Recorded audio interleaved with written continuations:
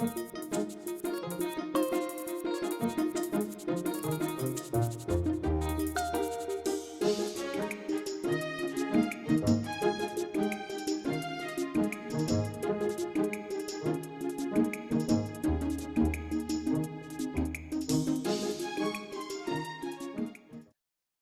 right, so let's get going. So this is the Sherborn Advisory Committee meeting of February 1st, 2023.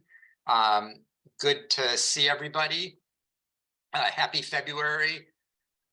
Tomorrow's Groundhog Day. It's a good thing today isn't Groundhog Day, or we'd have to do this whole meeting again, which, as much as I know we all really enjoy these meetings, might be a little bit of a challenge. So we're lucky on that front. So let me read through the agenda. We'll then see if anybody has any changes, vote to approve the agenda, and then we'll get going on. The meeting. So we'll, in the typical fashion, start with liaison reports. Our current meeting items are to do budget reviews for recycling, transfer station, town buildings, and Department of Public Works.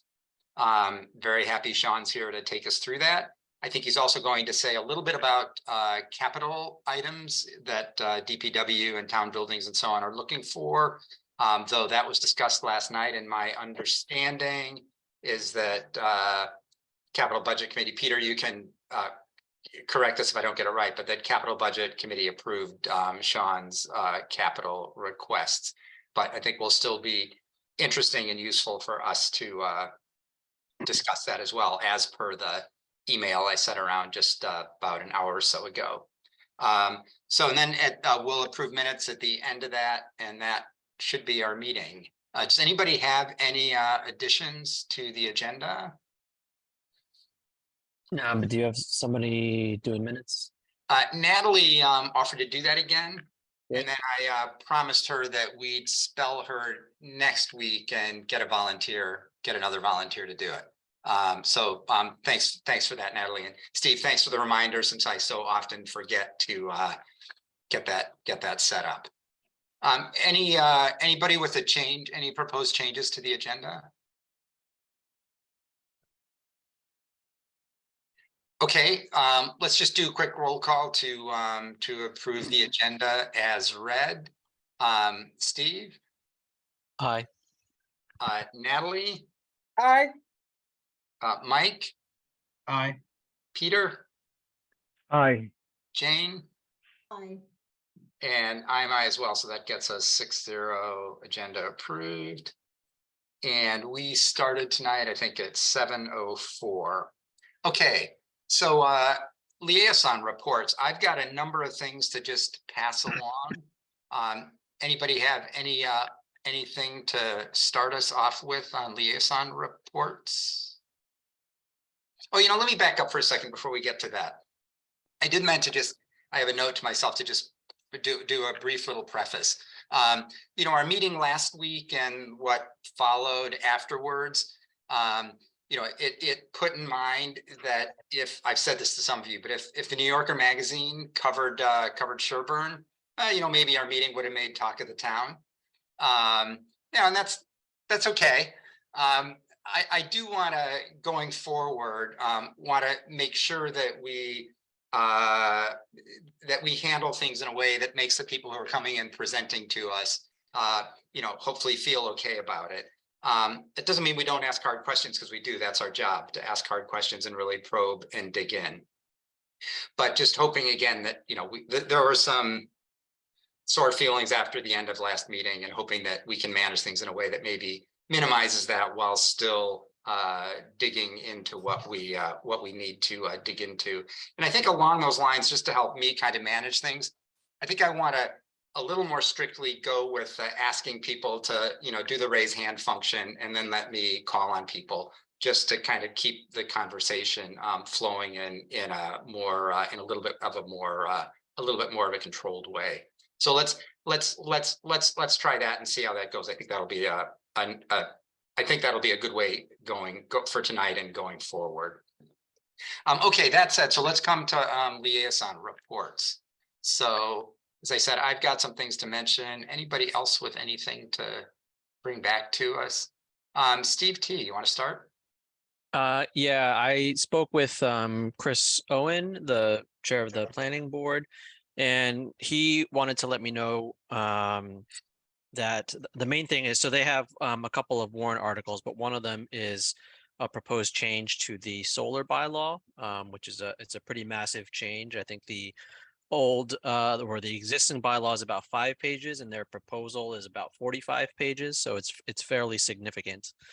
Um, they are going to be holding a hearing on February 7th that's going to cover a couple of other things that don't really relate to town meeting. And then they're going to open the hearing on the solar bylaw at the end of February 7th. But they're going to not really discuss, they're just going to immediately call a continuation to February 21st. And February 21st is going to be a Zoom hearing.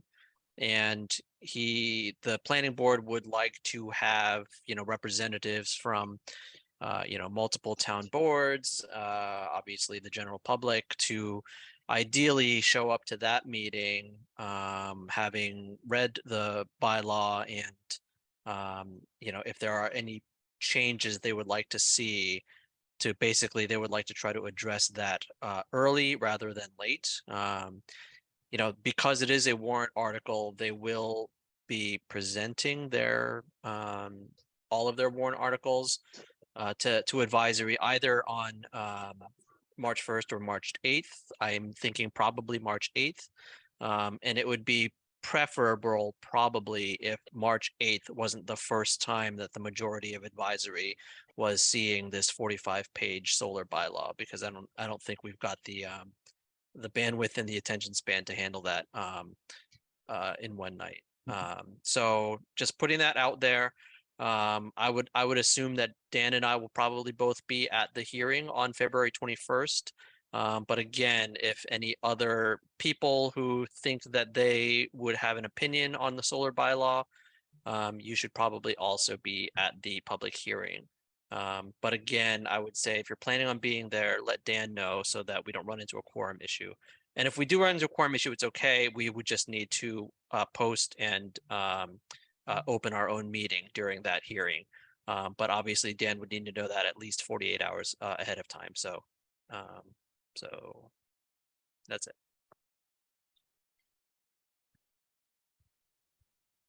Thanks, Steve. That's great. That was the first item on my list, so appreciate you going through that because you have a little better handle on it than I do at this point.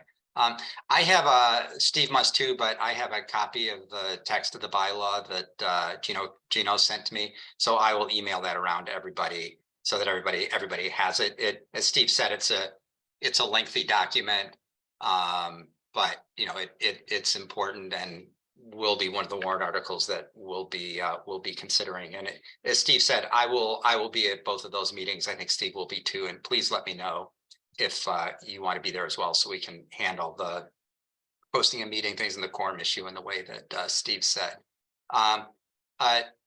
Peter, you want to go ahead?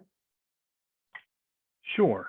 From a liaison report, the Capital Budget Committee met last night, and we have not voted on any particular project presented thus far. So I just wanted to share with that. Oh, good. Thanks for clarifying. I misunderstood.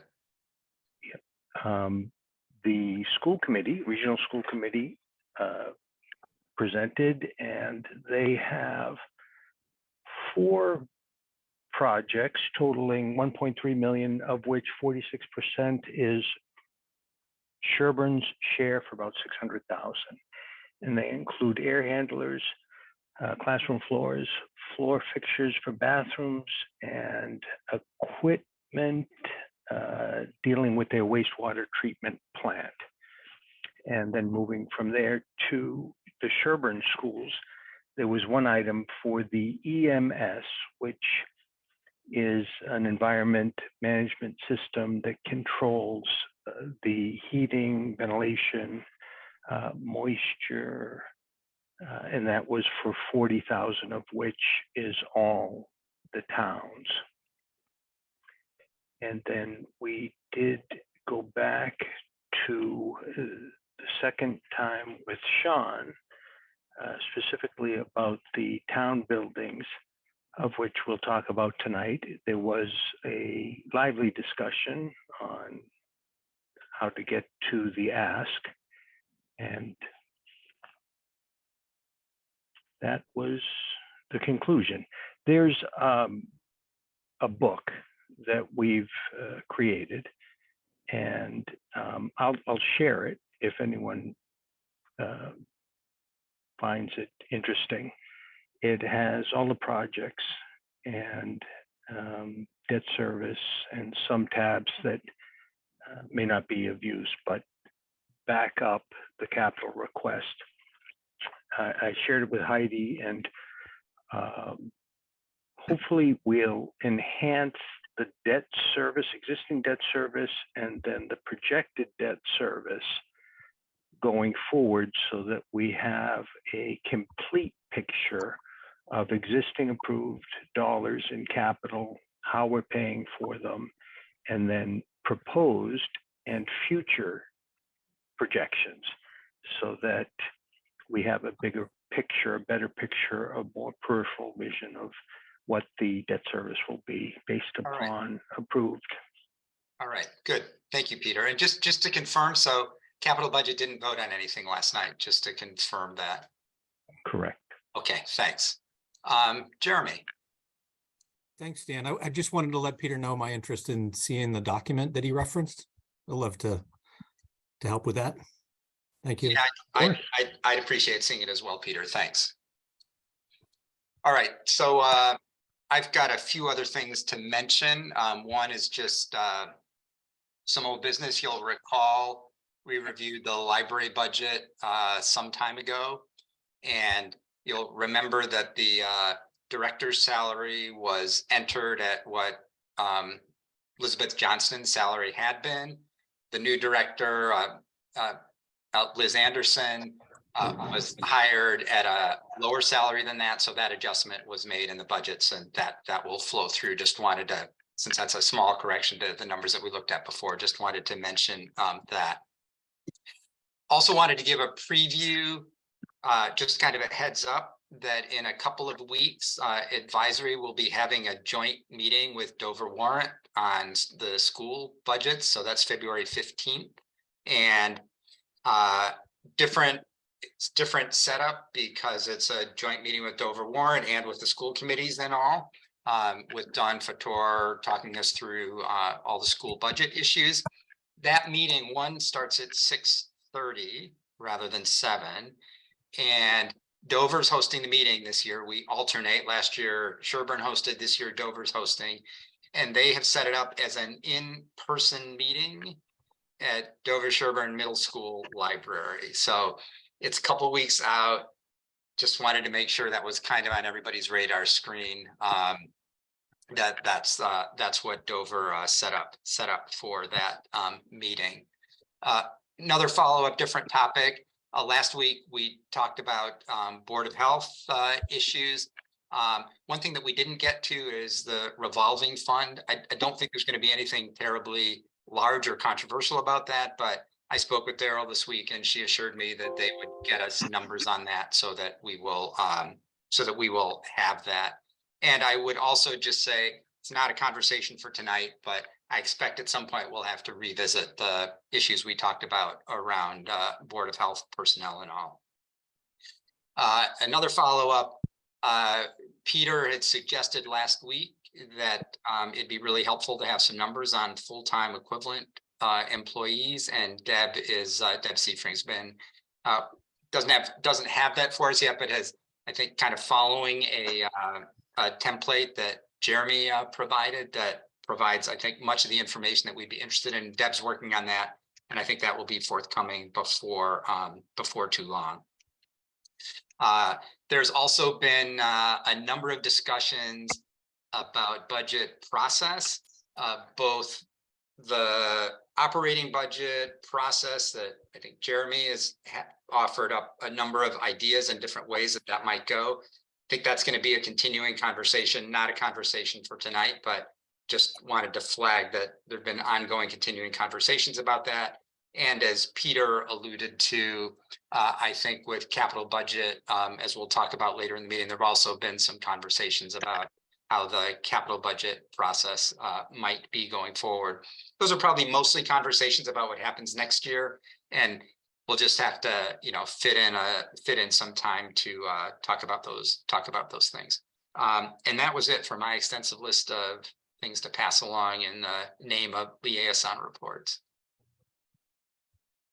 I know, too much of me talking, blah, blah, blah, blah, blah. It's just like in class with my students when they get tired of hearing me going on and on and on. Natalie, you had a hand up. Did you want to jump in here before we move on? Yeah, I just wanted to get some information. I'm writing the minutes just so I have all the information right. You said the joint meeting with Dover about the schools, right? But are we also supposed to go to that? Yes. Yeah, it is a Sherborn. It is a joint Sherborn Advisory Committee meeting and Dover Warrant Committee, because of course for the regional schools, it's Dover and Sherborn. So as we did last year, I think as happens every year, the two committees get together and jointly talk about the regional school budget stuff. So that's what's coming up. And am I remembering right, Steve, that we also at that meeting talk about the Pine Hill budget, right? Oh, well, usually we set it up as a separate meeting to follow because okay. Dover Warrant doesn't need to be there. Right. So you might want to clarify with I'll talk to Don. Yeah, clarify with Dawn and with Beth McCoy also. I get, last year essentially we just did 2 Zoom meetings. This year I guess it'll be complicated by the fact that we will all be over in Dover at the middle school. We did 2 Zoom meetings back to back, if I'm remembering right. We did, yeah. Okay, so could be I'll talk to Don and Beth and figure out if it makes sense. Dawn and Beth and whoever's the chair of the Sherborn School Committee, who I'm blanking on right now, but right. Yep. Okay. Okay, Peter, are you still there, Peter? How much did you say the Sherborn's part of the school committee for the air handlers classroom floors? 46%, which equals 600,000. 600,000. 600,000. Okay. Yep. And the EMS, what was that for? I wrote down EMS 40,000, but I couldn't get that. Environmental management system. I believe it's to control the heating, cooling, air conditioning, etc. Yes. And is that what is that for? Is it for the regional schools? Pine Hill. That was the Pine Hill school. Right. Yep. Thanks. That's it. Yep. Okay. Jane, go ahead, please. To follow up on Steve's point about the joint or the 2 meetings about the schools. At one point, there had been some concern that we couldn't hold a Sherborn meeting in Dover. Has that been resolved? I just wanted to make sure we didn't run into any issues with that. If we wanted to just have, an in-person meeting of Sherborn Advisory at the middle school and stay there. Good question. If anybody here knows the answer to that, please chime in. Otherwise, I will find the answer. Yeah, unfortunately, I don't know the answer to that because it's been too long since we had that joint meeting in person. I can't remember the last time we had it in person and what we did about the Sherborn School Committee meeting afterwards. I'll find out what the rules are. Mr. Chair. Yeah. Every town meeting we have not only town meeting, but we have a Board of Selectmen session prior to town meeting in Dover. I'm not sure why you couldn't do it for advisory. Okay. In fact, advisory has a meeting before town meeting. Do they not? Yes. Yeah. Yes. We have it at the high school. So yeah. Yeah. So it must be then. It must be okay, or else we've all been breaking the rules for a long time. So I think we'll just assume it's okay unless somebody tells us that it's not. Okay, thanks, Sean. That's helpful. Anybody else with anything in the realm of liaison reports? Okay, so let's go to budget review. So Sean, this is going to be your show. I can share documents if you like. I have things teed up to do that, or you can, whatever you prefer. Either way, but actually, I'm passing the baton to Charlie Tyler first. Oh, all right, He perfect. owns recycling, and then All I'll right. take the Yeah. rest. Perfect. Thank Charlie, you. go ahead, please. Okay, yeah, this shouldn't take too long. This is just our little committee budget. This is not really the functional recycling budget. That's part of the transfer station budget that Sean will be talking about. But this is the budget that our committee uses just to do the things that we need to do to keep going. A lot of what we do is interfacing with the DEP and dealing with the DEP on behalf of the town to be sure that we're fitting in with all the things that they want done recycling wise. And so we have a fairly minor budget. I did change some of the items for the budget request this time. Put a little bit more in the sign category because we're going to have to replace some signs there. And I put a little bit more in office and promotional supplies because we're probably going to buy some things to try and promote our recycling business, okay, that we do. And that also includes things like the 3-gallon bags for food waste composting, kitchen buckets, all that sort of thing. The things that we supply for free to new residents and existing residents as well, in order to promote what we're trying to do on behalf of the town. A lot to satisfy the DEP, but also because it's a good idea to do food waste composting instead of throwing the food into the trash, which we're not saving money on that right now, but eventually if we did enough of it and if the composting becomes popular enough, we should make out ahead on that as well. So I don't have much more to say about my budget if anybody has anything more to. Thanks, Charlie. Anybody with questions on this budget? Jane, go ahead, please. Just a clarification, Charlie, I may have misheard you. Did you say you needed more money for signs this year? Because it looks like it's an even. No, budget. we have a flat budget. Okay. I rearranged some of the line items. And that's what one of the things that was on the mailing today, that we would need to explain that stuff for people if necessary. So you'll notice the line items are a little bit different last year, but. Okay, and on the first line, is that just a typo? It's showing a 100% increase in the budget, but it looks like it's flat. So is it in fact flat? Yeah, and I'm not sure where that came from. It's not my spreadsheet, so. It's a typo. I checked the code on that, Jane. It's just miscode. Okay. I was looking a little nervously at it actually when I started my presentation, because that doesn't really show up on the spreadsheet that I had. It's just an Excel coding error, so it's no big deal, I think. Anybody else? Steve, go ahead, please.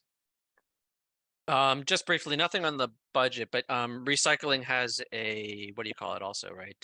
Revolving fund. I know it's quite small, but. Well, we don't have a revolving fund anymore. We took it off. It was for compost bins. And we have not moved enough compost bins so that it made practical sense to have it. So I spoke with Deb Seifring during this year, I think, and then we removed that compost bin revolving fund from the budget. So that shouldn't show up anymore, Stephen. Okay, great. And was there some small residual sum of money in that went somewhere? Yeah, well, no, it really, there's been money added to it every year as a revolving fund budget, but we haven't really spent anything out of it for about 3 years. And we still have about 3 bins left. Yeah, there was a small dollar amount that just rolled over to the general fund. Okay, I don't remember what the dollar amount was. I'm but sure it's was very small. small. Yeah, okay, all right. So that's actually, that's good to know, Charlie. So we won't be looking for that one when we're But yeah, no, approving revolving fund amounts. it was just a headache for everyone. So we decided, I asked the committee and we decided to take it away. Okay. Very good. Anything else? Okay, thank you, Charlie. Thank you very much. So, Sean, on to transfer station? Yeah, you want to share it? That'd be great. Sure, sure. Give me 1 second.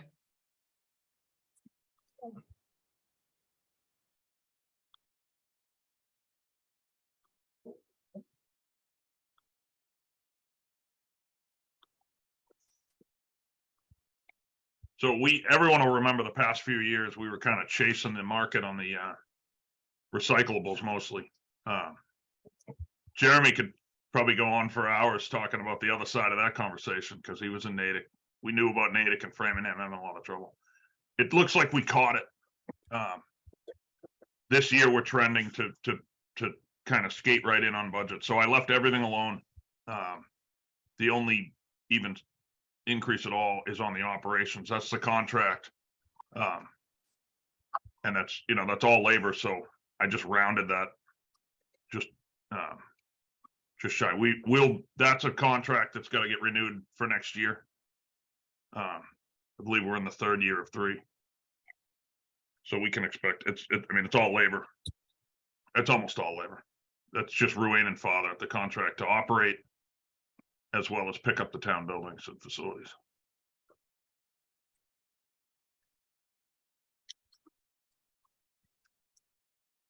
Questions, comments, concerns for Sean here? Jane, go ahead, please. Just 2 quick questions, Sean. I see a flat number for electricity here, and there were some major increases in the DPW for electricity. Is there a reason why this one is flat, or is it all covered in the town building budget? I'm not 100% sure where this is going to land because I can't chase where it is right now because we've been on estimated bills for the past almost year since we had we had a fire down there and the meter's been gone. So we might be just over this year. It's hard to tell where it's gonna peak, and I don't know whether they'll estimate it right. We expect that to somewhat be resolved in the next month or 2, but even if it's slightly, there's not a whole lot of electricity going into that place, so even if it's slightly off, it's probably going to be covered in the budget. And then just a small, obviously very small item, but the telephone, I thought that all the telephones and similar items were just getting consolidated into IT. Is that not the case? Well, they were as the phone system. We never actually talked about doing that there. It's its own little single landline. Cell phones didn't get rolled into IT either. The reason all the town ones that you're used to seeing did is because it's one large phone system that kind of goes town-wide at least for all the main facilities. And so the phones, I know one landline, $300 for the year, not a big deal, but there was never an intention to roll that over into IT's budget because it just didn't make sense. Right. Yeah, it's its own account. It doesn't share it with anything else. Okay. Okay. What else? Anything else for Sean on this one?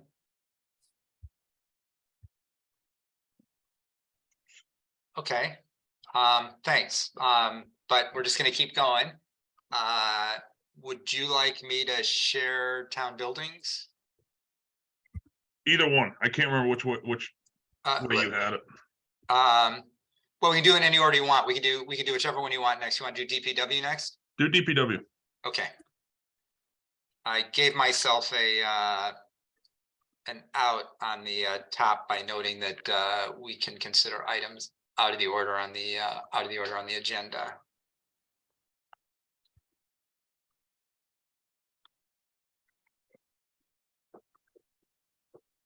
And there it is with multiple tabs. So you'll have to tell me what tab you want me to go to.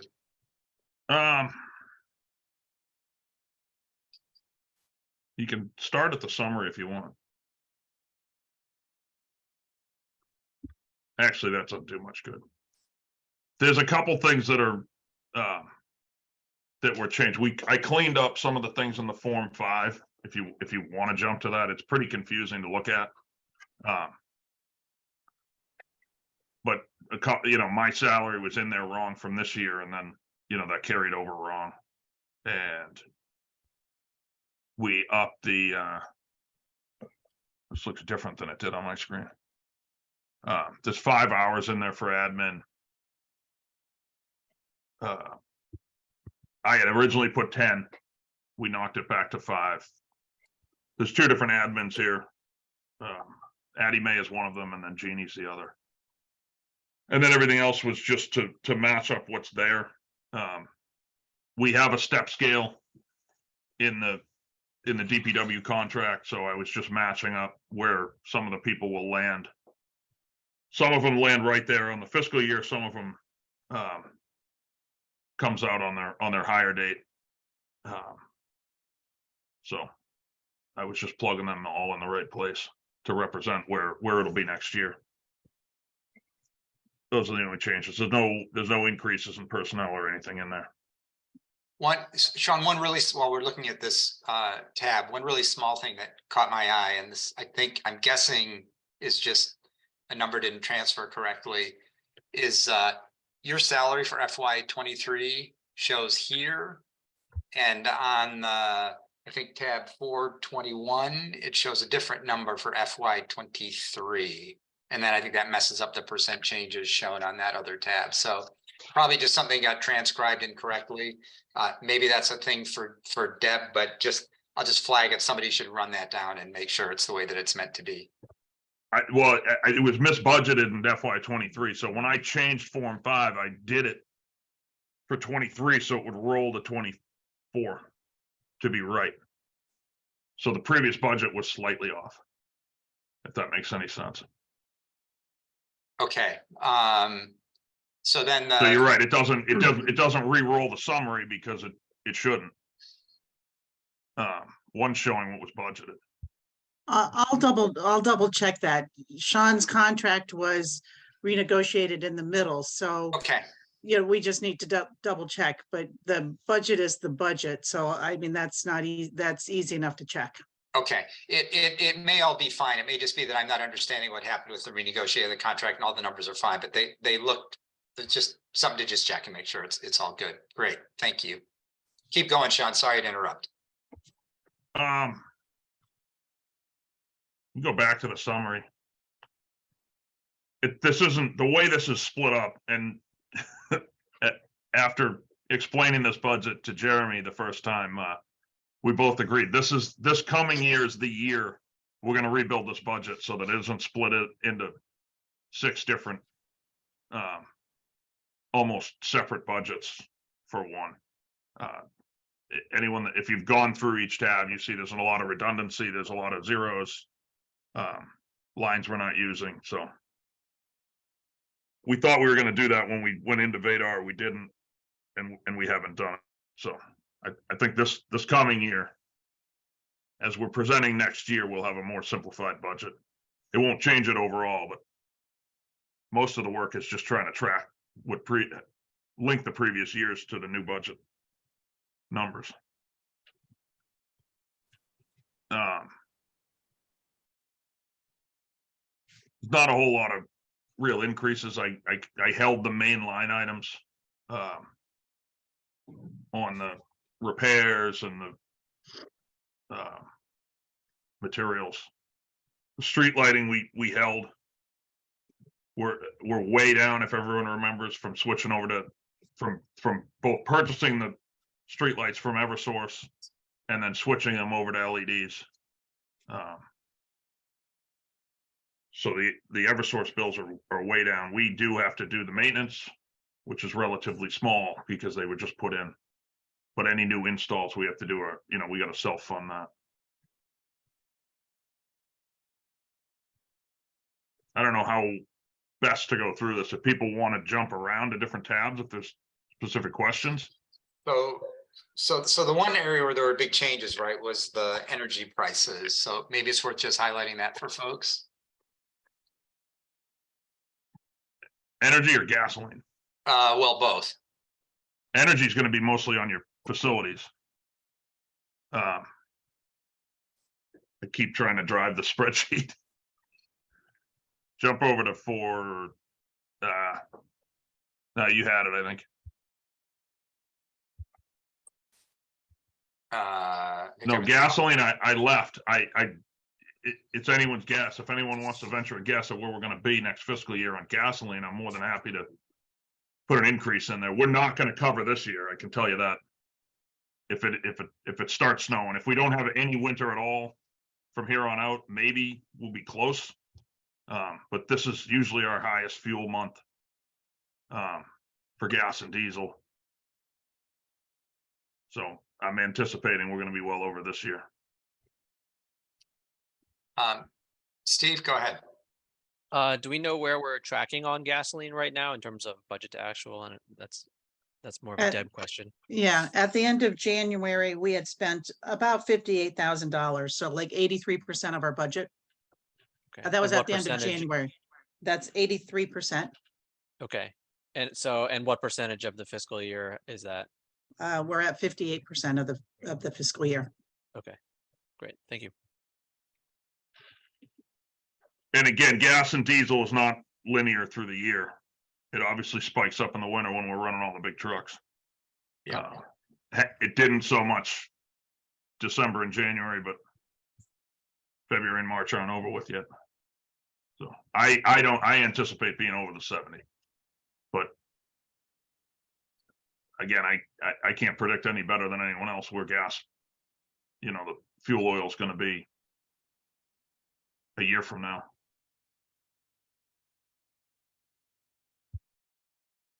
And the electricity, where's that one gonna show up? Facilities. Which tab should I go to? No, the other budget. Oh, we're not going to the electricity buildings. yet. Yeah. Of course, it's the buildings. Of course, yes, of course. Sorry about that. We'll come to that.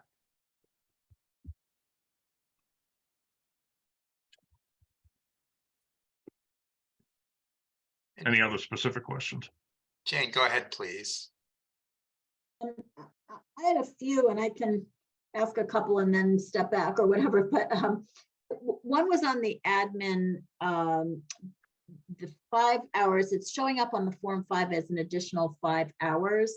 And I think this is the same issue that we had last week. I think it was last week when we talked to Chris Candy. My understanding from that conversation was that Jeannie is currently working an extra 5 for the inspector's office and an extra 5 for you, and is currently being paid, I guess, through some other budget for that time. And it looks like it's being put into 5 hours into the inspector budget for next year and 5 hours into your budget. And so my question is, if she is currently being paid for those hours, are those 5 hours coming out of somewhere else, some other budget? Well, she's not being paid zero out of my budget, but I don't actually see it in the background. So that's probably a better question for Deb. Yeah, so for this current fiscal year, Jeannie and Addie May are rolling into the admin line on DPW. So between the two of them, they're running under the 19 hours per week that is budgeted on the DPW admin. So next year, Jeannie will be, she'll continue to charge her hours to admin at the DPW like she has been. There won't be any change there. It's just Addie May has been running a little bit lower than her hours, so it's not going over budget when you look at the budget itself. But there won't be any change on allocation of hours between the DPW and the select board for Jeannie. She will have the additional 5 hours in the inspectors, though. So then we're increasing the budget by 5 hours, or is Addie Mae going to continue to work fewer hours? The budget is being increased by 5 hours. Dan, can you go to the Form 5? Yeah.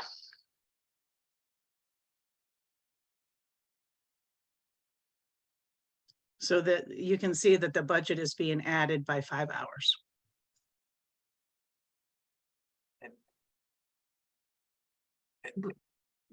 Okay, I'm just confused about that because it sounds like Addie Mae and Jeannie are currently doing work for Sean, but coming in 5 hours less than what is being budgeted for next year. So is there something that has changed to cause the need for an addition of 5 more hours? So let's jump to Jeremy, because I think he may have some insight into how the pieces fit. Thanks, Dan. Yeah, I know this question came up earlier in a previous budget conversation. So we did go back and look at the 3-year average of what Jeannie's position, what she's been utilizing per year, and looked at that average. That's 36 hours on average per week. So you'll see that in the budget, overall, when you combine all 3 places where her hours show up in the town's budget, they sum to 36 hours. So in reality, there's no additional hours being added to the budget. We're allocating them, more accurately in this budget going forward. So we don't anticipate any additional hours that Jeannie would actually work. It's the same 36 that she's been averaging for the past 3 years. It shows up 5 hours in Public Works, 5 hours in the building department, and 26 hours in the select board budget. I hope that helps. I have, Jane, I have a hunch that part of the reason this is confusing is that now these hours are explicitly written down as 26, 5, and 5, as Jeremy just described. And that in prior years, some of those hours were written down as line items and some weren't, and were just kind of there, but not actually specifically written down. And so I think that created some confusion or lack of transparency in the accounting. That's just a hunch of why this has gotten a bit confusing. Is she currently budgeted for 36 hours with the select board? I thought she was budgeted for 26 with the select. It's 26. It's 26 for the select board, 5 for DPW, and 5 for inspectors, right? Is that right, Jeremy? That will be for next year's budget. For this current fiscal year, in fiscal year 23, she is budgeted at 26 hours in total out of the select board. Although it's a little misleading because in FY23, Sean's budget is 19 admin. That's not necessarily Jeannie nor Addie Mae. It's the combination of his admin. So 3 hours, Jeannie has consistently been charging 3 to 5 hours per pay period, well, let's say 3 hours per week to admin. But Addie Mae's hours are lower than that. So between the two of them, they're running lower than 19 hours together. So in essence, Sean is asking for 5 more hours of admin time in fiscal year 24. Let me be clear. So Jeannie's average hours spent for the last 3 years on average has been 36 hours per week. That's what we're including in this budget for this next fiscal year. 26, 5 plus 5 is 36. So in the past, there may have been, some hours that have been charged here or there, but not clearly identified in the Form 5s in the past. Going forward, we're hoping to be a little bit more clear with that presentation. In reality, there's no additional effort being added to the budget. But we are adding 10 extra hours total to the budget, 5 in the inspectors and 5 in the DPW. That had been charged previously for the last 3-4 years. In actuals, not in the budget. And Yeah, the budget. I think the confusion is that if you look at budgets from some years ago, and you look at, my understanding is Jeannie was getting paid for 36, but all of those hours were not appearing as line items in the budget. And so then there's a lack of transparency in trying to track backwards in time, because that's what Jeannie was getting paid, but it wasn't actually showing up as a line item. 36 hours worth of work were not showing up as line items in the budget. That's my guess as to why this has gotten kind of continually confusing. That's correct. So fiscal year 24 budget is going to reflect what's actually happening. In previous budgets, the actuals were always higher than the budgets for those admin positions because Jeannie was working more hours due to a variety of reasons because of employee turnover, things like that. So her actual working hours are just now being budgeted. That hadn't been budgeted in the previous years. Yeah, my concern is not, I mean, I understand what's happening. It's just that the effect of that on the budget is that we are adding 10 more hours to the budget. I understand we're not adding 10 more hours of work, but we're adding 10 more hours to the budget, and we're not subtracting those hours, even though nothing is changing in terms of how many hours people are working. We're not subtracting from somewhere else. So that I think is the problem.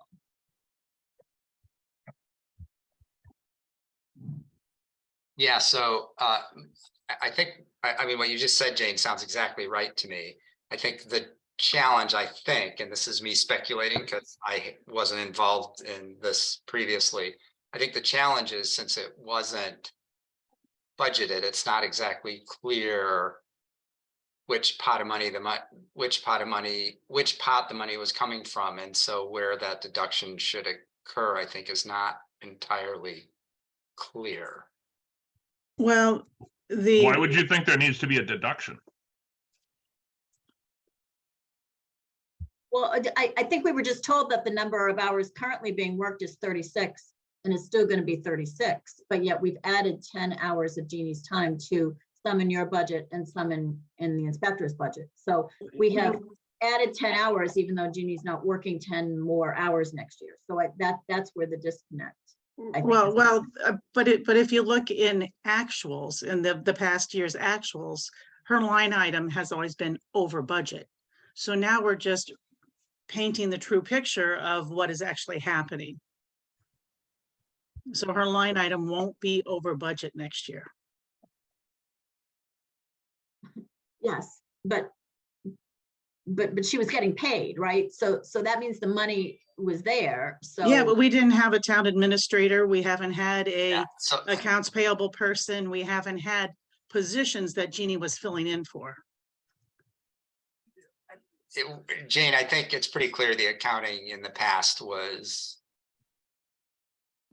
I don't know what the right word is, but not done in a way that makes it easy to track all of this. So I don't know, it's hard. Do you want to keep going? Because it sounded like you had other questions too. Yeah, one, Sean, you mentioned that cell phones did not get consolidated into IT, and we've seen that in some other budgets as well. I think we saw it in the Board of Health last year, but I thought I recalled Klaus saying that there were security changes that had to be made on all devices that were town devices, and therefore he did want to consolidate for security reasons. So I'm wondering if there's a mismatch there. I don't think so. That's security, I think, rolls out through the email server, I believe. I shouldn't speak for Klaus, but there's been, as far as I know, we haven't, the police, fire, and myself, I believe, all carry our own cell phones in our budgets. And again, it was decided last year, and I don't think it's changed, that department specific expenses would, for the most part, stay with departments. In other words, the townwide phone system is townwide. It's one shared system, it's one shared server, etc. It's mostly hosted at the police station, and then we're all substations off it. So that's obviously one big cost that wouldn't make sense to try to break up. The cell phones, are individual departments, I believe. I mean, I'm not adverse to changing that, but that's how I believe it was decided. I don't think the security thing changed that. We're all on FirstNet, I believe. So it's basically one blanket account for the first responders, but the bills are divvied up. Jane, I recall hearing the same sort of thing from Klaus. So since I'm, I guess, officially his liaison, how about if I get in touch with him just to circle back and make sure all the pieces are in the right place?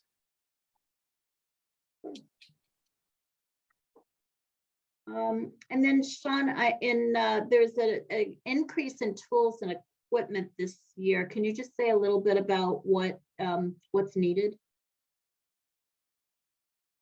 This is in the general tab. Well, excuse me.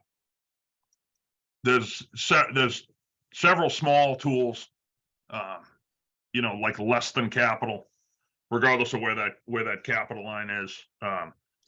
Probably another lawnmower. We brought a lot of that work back in-house. And then a burn machine, which we had off doing a lot of work, and then we borrowed one last year. We'll probably purchase one this year. A what machine, Sean? A berm. It makes the molded asphalt berms like you see in both in the parking lots or up against the asphalt sidewalks. We got a lot of repair work to do and some new stuff.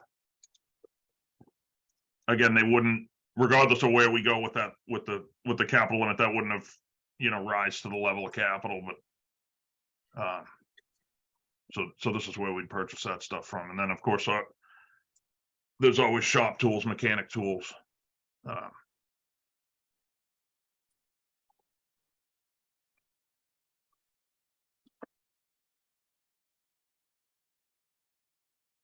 Okay, and then I just had a general question about the foreman position, which hasn't been filled for a while now. Is there is that an intent to, to continue that way, or at some point, do you expect that we'll see that back in the budget, or what's the plan on that?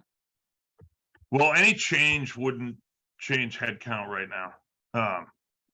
So if there was a change, it would be within kind of the same personnel, so to speak. There won't be the general foreman position that we used to have, you'll recall, was eliminated from the union bargaining group. So it would probably never be called a general foreman again anyway. It could be an assistant director, but that's not in this budget. It's not going to happen this year. Anything inside of the bargaining unit, I wouldn't care to really discuss what's going to happen, but there won't be a change in what's budgeted in the head count. We are down an employee right now, but the budget reflects what the full staff is or would be. Thank you. Jane, is that good, or do you have more? Yeah, no, I'm good. Great, thank you.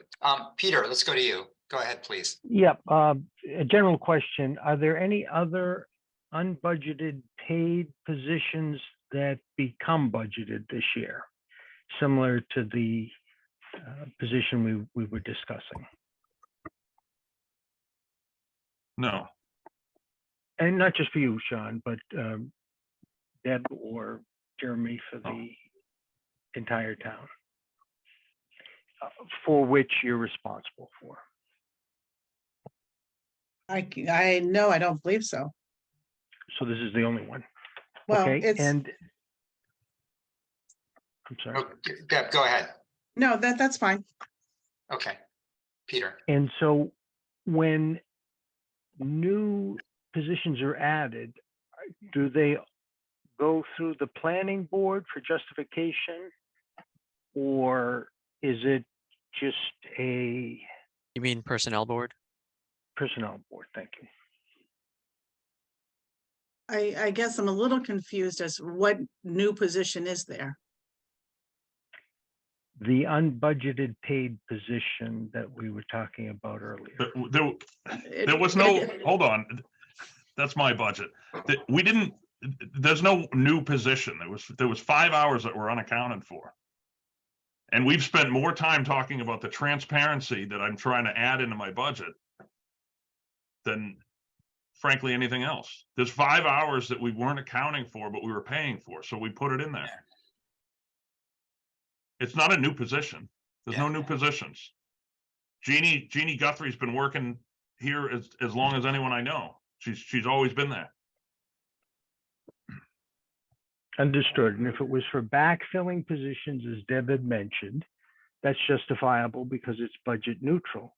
But once you increase the budget, you start expanding it into perpetuity. And that's the point I'm trying to make. That's the FTE creep.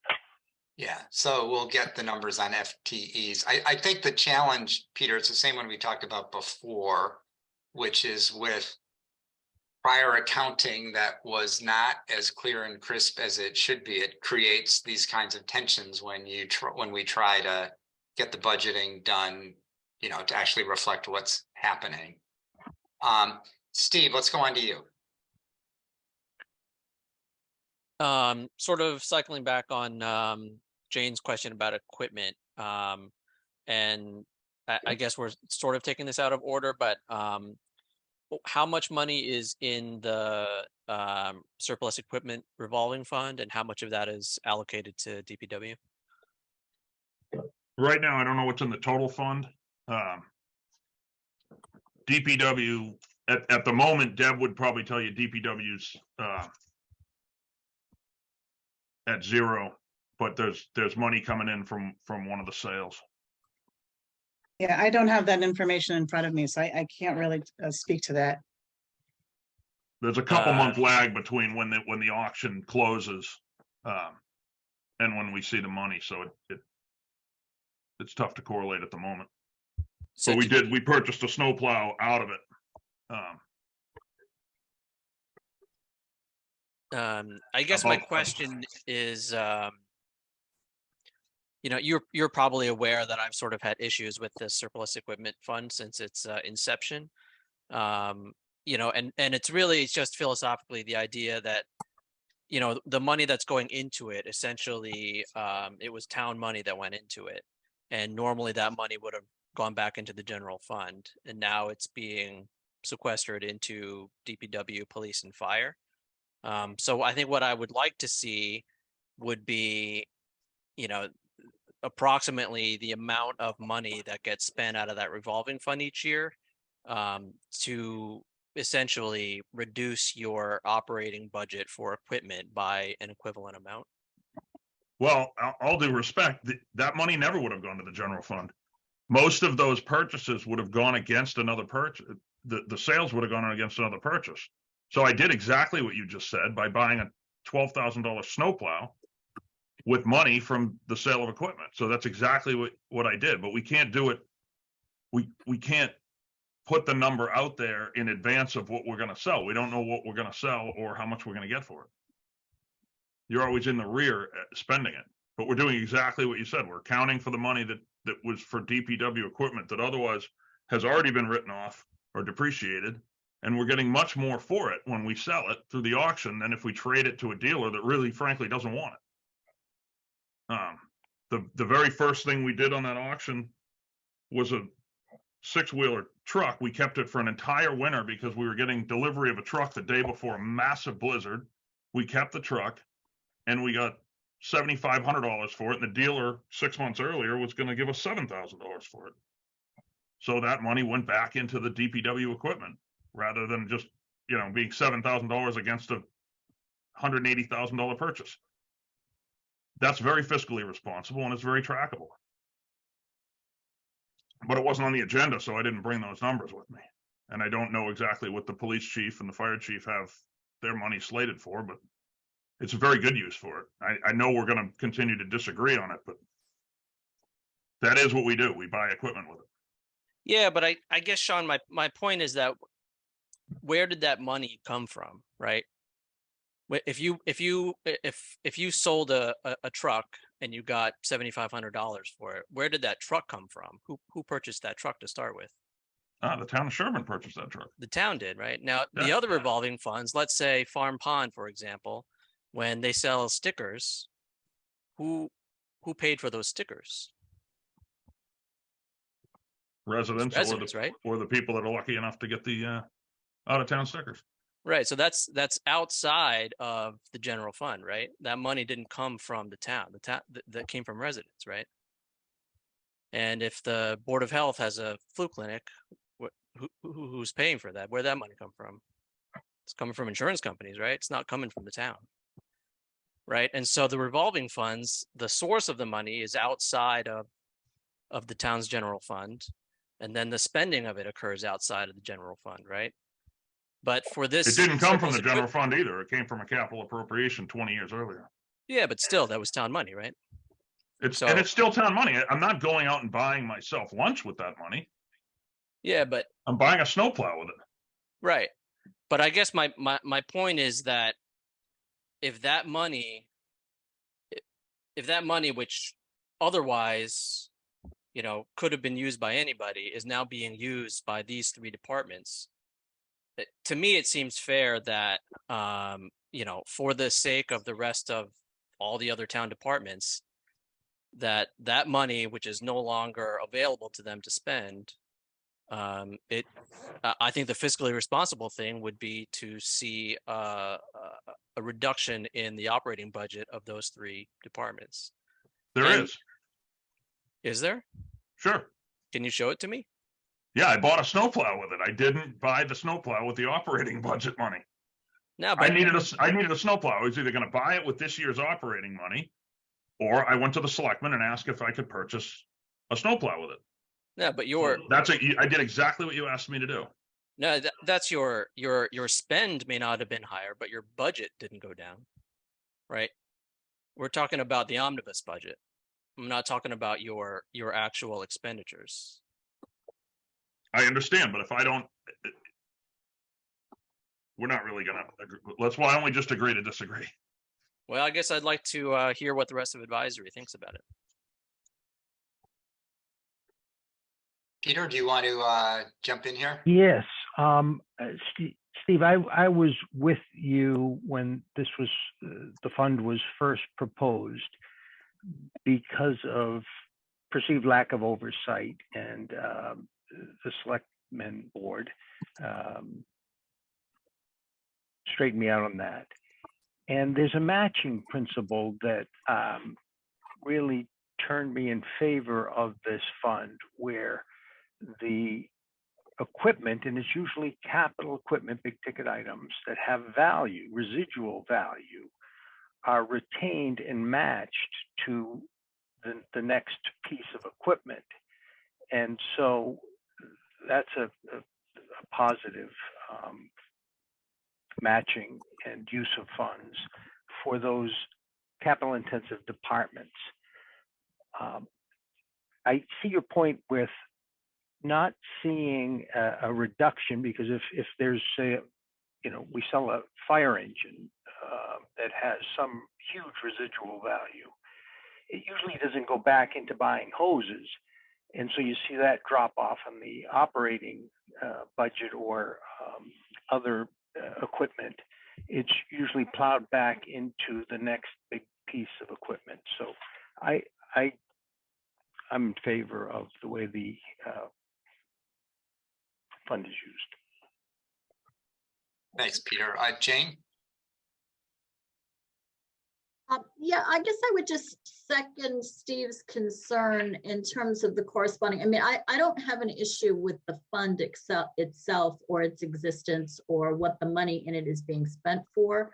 But before that fund existed, those, that money was not available to spend on either DPW or police or fire equipment. And so those needs would have been built into either the operating budget or the capital budget. And there has been no reduction in the operating budget that I'm aware of. And yet that money is now available to purchase things that otherwise would have been purchased under the operating budget, or they would have been a separate warrant article for the capital budget. So it does seem that there's an extra source of money available now, but that is being used and appropriately used, but that there's no corresponding deduction in the other accounts that used to be needed to pay for some of the things that can now be paid for with the revolving fund. Yeah, can I respond to that real quick? Sure. Yeah, go ahead. A great example was a couple of years ago. Then might have been Lieutenant Bento or probably acting Chief Bento sold several cruisers that, you know, if he had traded those in to the Ford dealer or whoever was outfitting the cruisers, they would have given him like $10. Well, I'm not even sure one of them was running. He got good money for them. I think the combined was $5,000 or $7,000. He turned that around and spent it on blue lights and sirens and things to outfit a cruiser that was coming in. So he had a capital ask, and he utilized that money in a very prudent way to outfit the incoming cruiser, exactly as you would want. But without this fund, what used to happen, frankly, the money never really went back to the general fund, because what would happen is if you didn't have this mechanism, you would purchase a vehicle or a piece of equipment and you'd trade it in, and they don't want it. The dealerships do not want the junk that we're getting rid of. The open market wants it, but they don't. So you know, they just give you whatever they feel like giving you. It's a couple $1,000 or because they need to go wholesale it somewhere. It's just a headache for them. And then it just gets rolled back against the purchase price, but it's much less than what you can get. The stuff sits here for a few weeks in auction and we get much more money for it. And then we can roll it right back into the purchases for equipment we were gonna buy anyway. Thanks, So thanks, it's John. incorrect to think that we were selling vehicles and going back to the general fund. It's probably been decades since that happened. Thanks, Sean. Let's go to Jeff. Go ahead, please, Jeff. I think what we're missing here is this is really a capital budget, not an operating budget. The thing is this, is if in the old days, let's say we spent 50 grand on a police cruiser, but we were going to sell one to the dealer, we would get $500. So the net cost in the police budget, capital budget, would be $49,500.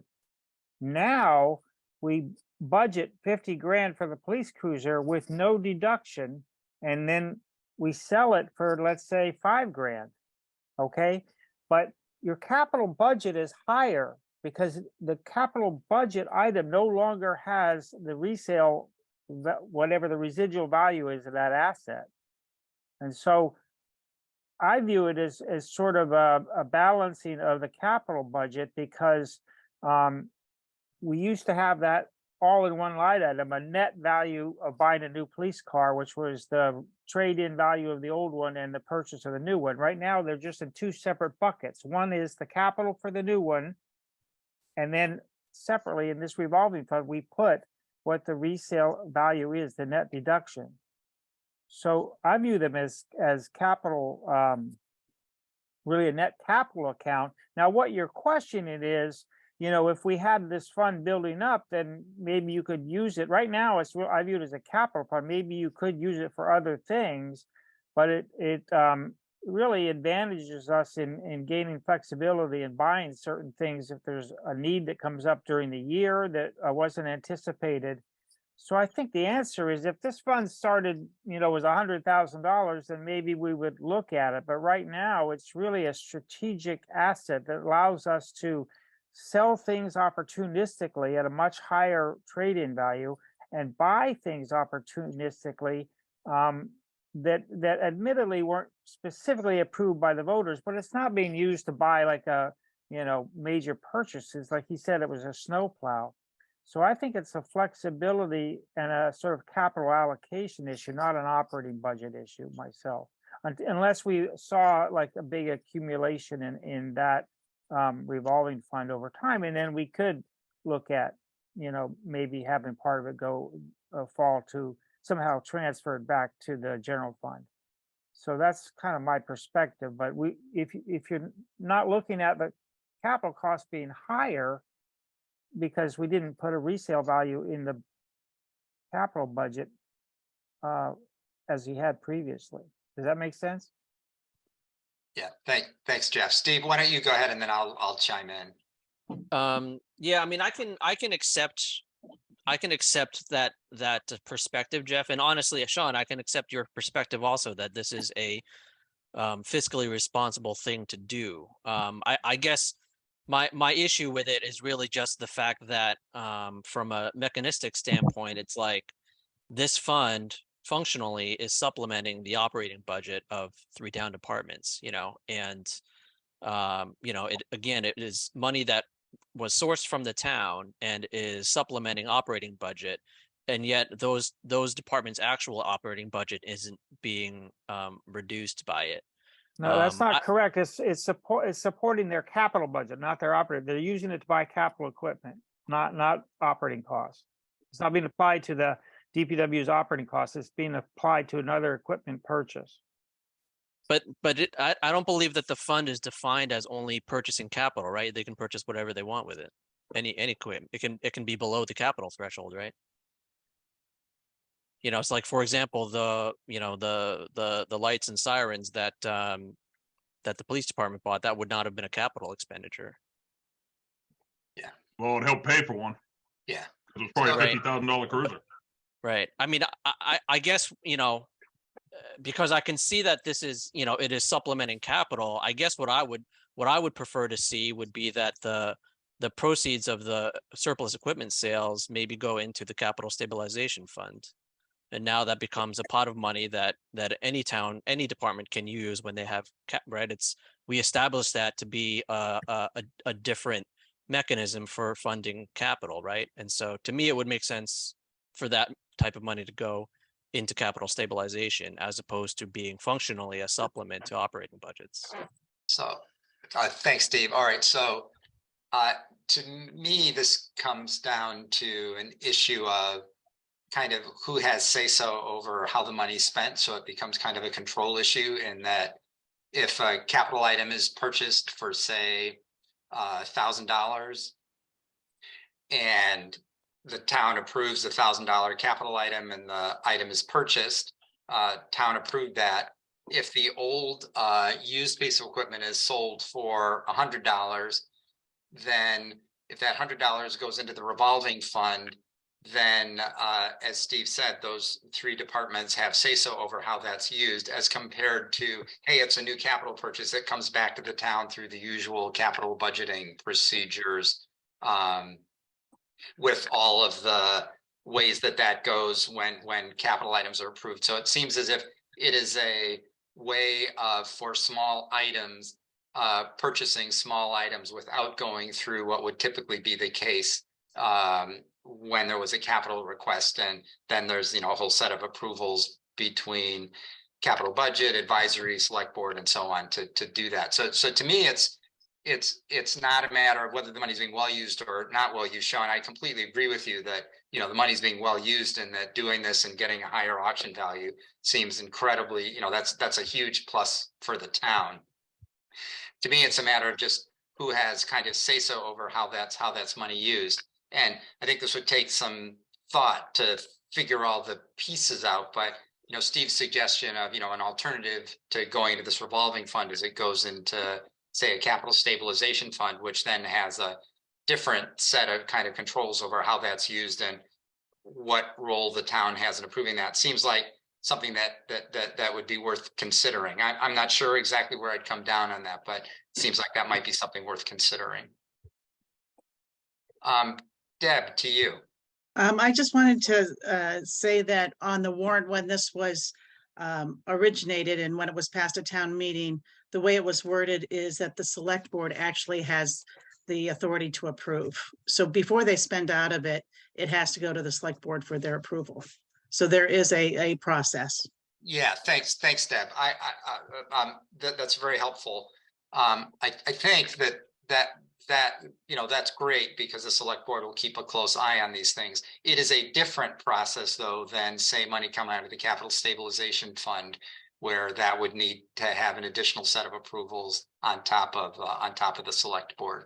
So to me, it's just a matter of, as a town, what are we comfortable with who has say-so over that money that comes back from used equipment. Jane, go ahead, please. Yeah, it's possible my memory is not accurate on this, but I think we had quite a bit of discussion at the time of that warrant article that this revolving fund should not be a substitute for the typical capital budget process. And I think we were given some comfort at that time that that was not the intent, that this money would be used for things that would not be capital expenses, or primarily for things that would not be capital expenses, and therefore it would not be circumventing the capital budget process. And it seems like we've perhaps gone in a different direction now. And, we are using that money for capital, which, to me, it's a separate issue as to how the capital is being approved and whether it should be approved by the voters or whether it should come out of the revolving fund. That's one issue. But I still do have a concern that if that money is not used for capital, as it was originally not intended to be used, then there should be a corresponding decrease in operating budgets if it's being used, to cover tools and equipment that the operating budget would otherwise cover. So to me, it's not just a who makes the decision about whether the money gets spent, or is the money being spent well? I mean, that's not really, to me, it's just an issue for the budget as well, dollars and cents of the budget. Yeah, okay. I mean, I guess the complication is sometimes the fund is used for capital, sometimes for smaller things that would come out of the operating budget. And so it gets challenging to, different instances may be different in terms of how one would want to handle that. So I'm going to suggest that we keep moving and revisit this. Give everybody a chance to sort of reflect on this, think about it.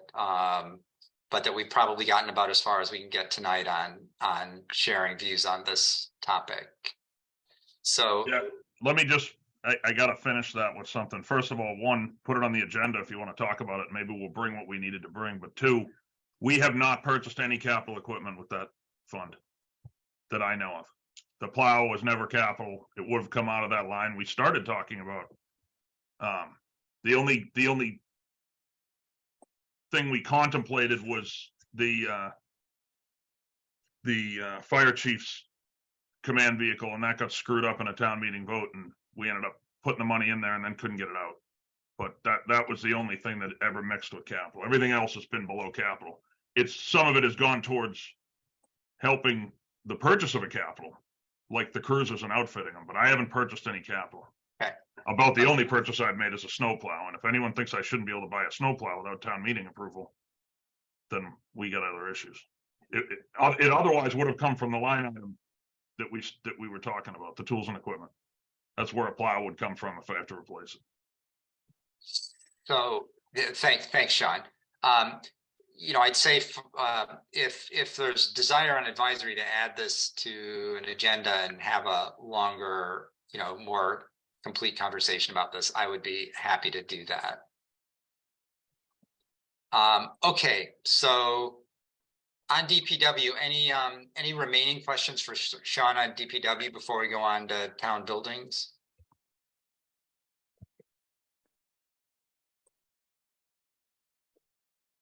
Okay. Hold on.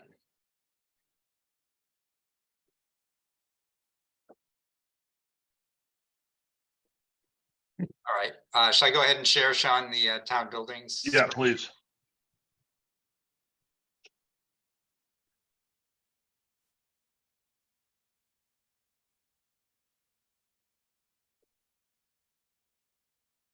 And there it is. Whoa.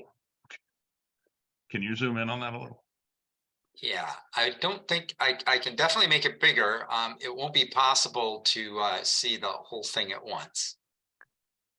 So just tell me, is that readable now?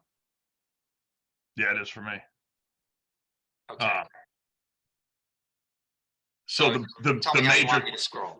The major change here should be obvious. The electricity and natural gas. What we used, the best source we could find, Department of Public Utilities had released something earlier before the winter with their predictions of what would happen this winter. I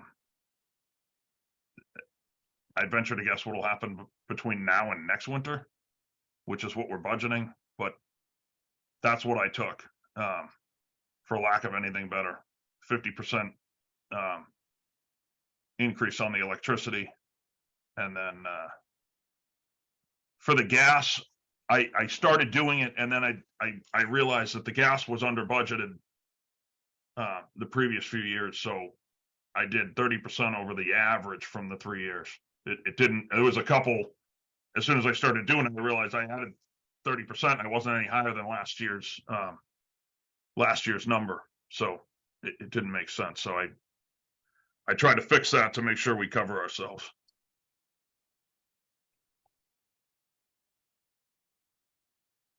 And then the other big one shouldn't be much of a surprise. We will be in the library the entire fiscal year, and we're going to need to have the cleaners going through the library. So without having a hard number prior to being able to get in there, I added basically 30% to the contract for the cleaners to cover the cleaning of that building. It's a huge building. We expect it to have a lot of foot traffic. So that's really the best we could do. The cleaners have now been through, they're working up what they think we're going to need. Again, we're not quite sure what the traffic's going to be there. You know, the expectation would be a lot of meetings there, but we're still not doing a lot of in-person meetings. So we don't want to overstate how much cleaning we have to do if the building's really not getting used that much at night. Sean, let me stop you for a second. Peter has his hand up. So let me see if Peter wanted to jump in on one of the points you just made. Not on the electricity or the cleaning and expansion of the library. It was more of the maintenance lines. So Sean, continue. Was it a question? Unless if you're done, sure. I didn't want to interrupt. No, I mean, I'm done. The maintenance lines haven't gone up much, except for the DPW building, going from 5 to 10,000. Is that enough to maintain the buildings? No. It never has been. Should you increase that? Sure. So how has that been handled in the past, Sean, when the number there has not covered things? Well, you can see that what we're budgeting doesn't exactly match the spend. Right. But a few years ago, I went through and just did a blanket, either 3-year average or what I thought the spend was going to be, but it got kicked right back to where it came from. So I stopped trying to do that. Most of the larger purchases that don't fit within this budget, it gets basically charged to the capital, the facilities capital. That's where it ends up. This hasn't gone up that significantly in the past 4 or 5 years. It may look like it has, but the maintenance hasn't kept up. So if you picture, a scenario where the state inspector walks in and, the codes change on the elevators, which happens every couple of years, and that could be $5,000, $10,000, $15,000. This budget's not covering that. And it's not extending the life significantly of the elevator. It's just mandated that it needs to be done. So that gets taken care of out of the capital. It would have never, it wasn't really contemplated that it would need to be done. And then it ends up happening at town hall. Then it happens at the fire station. It may happen at the police station because they have an elevator. Next year it'll happen. It would probably take a few years, but you could expect some similar things to happen at the library. I don't know how long it'll take for that thing to be dated and needed upgrades, but it happens every couple of years at town hall. We end up with the same repairs on the fire suppression system at town hall. They're not covered. So Peter, does that give you what you were looking for? Or did you have more? No. What would this be if we covered the maintenance appropriately and didn't have to use off the book capital?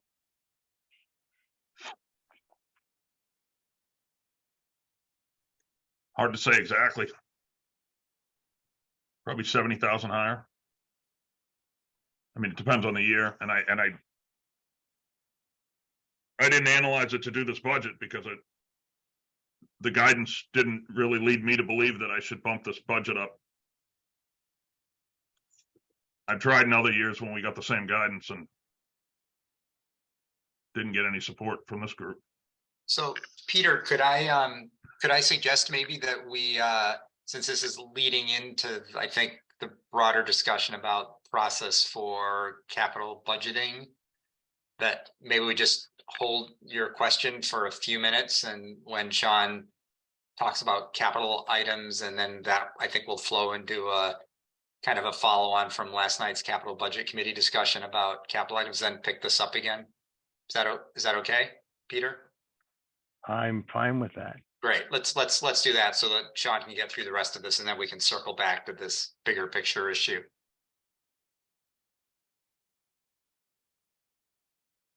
Any other questions? Jane, go ahead, please. Yeah, Sean, I'm sorry. Can you say again the 50% estimated increase in electricity? That's coming from where? Department of Public Utilities had estimated that was going to be the increase For this winter. For this winter. Yeah. And They didn't indicate that they thought it was going to go backwards. It generally doesn't. I'm trying to, and maybe it's because in some cases they're in long-term contracts, but I'm looking at the elder housing, for example, was looking for a 9.5% increase in electricity. The schools were looking for the region was looking for a close to 7% increase. There's a big differential there. So I'm just trying to better understand why they are estimating at, such a lower amount. I don't know. They're not going to cover with a 7% increase unless they were over budgeted to begin with. There's no way that's going to cover. We're going to be asking for reserve fund transfer this year. I can assure you. That's not going to work. Even the long-term contracts aren't going to work, because even if you had purchased under that contract, just the rates are going up regardless of your contract for the transmission charges. Yes, and that's why I think in the case of the schools anyway, that's why it's not as high as it could be, because they're in a long-term contract for the energy itself, but they are paying more for the delivery. So I think that is the differential you're making, but 50%. So we aren't in a long-term contract, I take it. We're just assuming. The town facilities do not right now. We had one, and that company went bankrupt. So we reaped the benefit until it hit rock bottom. And currently we don't. And I thought the energy committee was working on that with the community aggregation, and it turns out they're not. So we have some work to do, especially with the library coming back on. It's going to be a big user. And I'm not sure what Pine Hill's doing. Pine Hill and the library years ago were on the same contract, and all the other town buildings were on another one. I can't for the life of me understand why Sherborn decided to split up our purchasing, but we did. So that's something I'm working with Jeremy on picking back up. It's a tough time right now to get them to sit down at the table and talk about that. But Sean, honestly, I don't think 9% is going to cover anybody's electric bill. Yours isn't only 9% right now at home. It's much more than that. Sean, just to make sure I understand how the numbers are fitting together, you said basically the state folks' forecast was increase of about 50% this winter. So hence the expected reserve fund transfer for fiscal 23. And then what's here for fiscal 24 is just assuming that the rates basically stay at that level. Yeah, there's nothing that indicates to me it's going to come back down. I honestly don't think it will. It might. Maybe the Ukraine war will end and everything will come back to where it was, but I don't think it's going to happen. If somebody feels more comfortable with a different number, plug it in. But That's the only information I had. Again, we're working, Yeah, 18 months out on the stuff when we're doing the budget. I mean, if energy markets normalize with a lag, these rates would come down, but who knows if that's going to happen or how long that would take. Jeremy, did you want to get in on this? You had your hand up before. Yeah, thanks, Dan. I just wanted to make a note that I've had some conversations with Don and Beth about in the future syncing up the energy supply contracts for Sherborn's municipal buildings with the school buildings, so we'd have an economy of scale. Currently, only the library natural gas is included in one of those supply contracts. In the future, we would hope to kind of sync it up such that we could all take advantage of that cost savings and that stability. Their current contracts are out about 2 years for electricity, I think, and 3 for gas. So we have some interim work to do. Sean and I, and Sean mentioned it, to get on a contract or the like. The markets are kind of crazy right now, but in the interim, and then sync up with the schools. So just wanted to note that. Thanks, Jeremy. Jane, go ahead. Well, this is probably a question for Deb maybe, but how are we on the run rate for the electricity this year? Right now it's running anywhere, depending on which building, anywhere between 60 and 80% to budget. And, we're really at 58% of the budget. So it's it's running higher than the rate, than our budget rate. But not 50% higher. And then this builds in an assumption that it would be even 50% higher than that next year. So it does seem that we're compounding, some anticipated increases here. The increase is supposed to be over the winter. So you won't see it all this current year. This current fiscal year. Right. They were talking about increases right now. So August electric bill was at the rate that we thought it was going to be at. But this coming July we expect the rate is going to be 50% higher. So, Jane, it sounds like your sense is that there might be a preference for putting a smaller number in, and if we end up in a situation of needing to do reserve fund transfers, we would do that. I guess I would say yes to that. I mean, I'm not saying it isn't going to go up, but I think 50% increase over,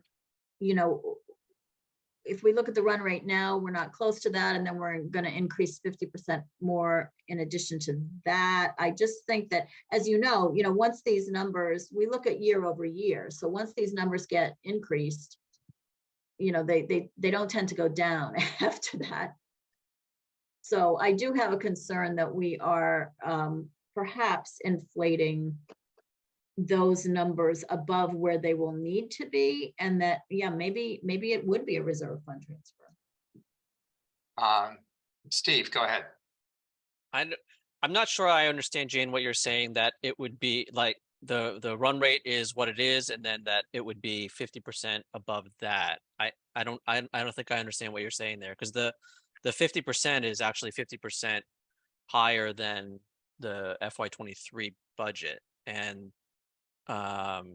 Deb was saying that the run rates right now, depending on the building, are 60 to 80% compared to us being at 58% of the budget. So, I think that we are probably tracking to be, I'm going to guess, currently at least 20-25% above budget. And then the rest of the winter is probably going to make it even worse. So just so you have it, town hall is already at 107%. So to me, it seems like budgeting 50% is probably conservative. And I guess I would worry about, especially with something like electricity, heating and fuel, where there's not a lot of discretion on the part of the department head as to how much electricity to use. It's like, it's going to be what it's going to be. And so planning on needing a reserve fund transfer for that, I guess even though in recent years we have not needed the reserve fund for big things, I would be very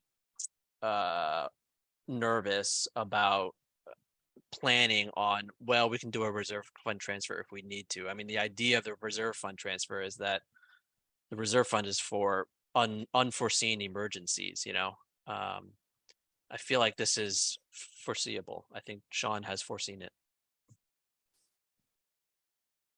Sean, did the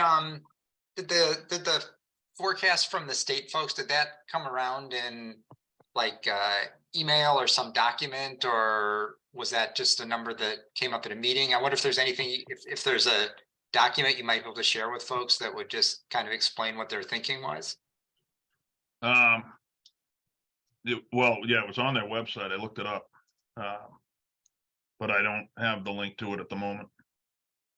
So if that was something that you might be able to track down and send to me, I could share it with folks, and that might be a useful piece of information to share around. Sure. Okay, great.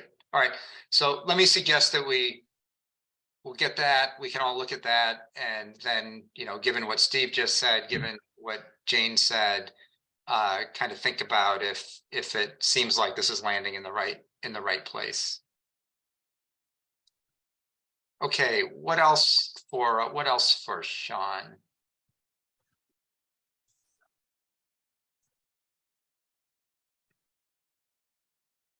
Jane, go ahead.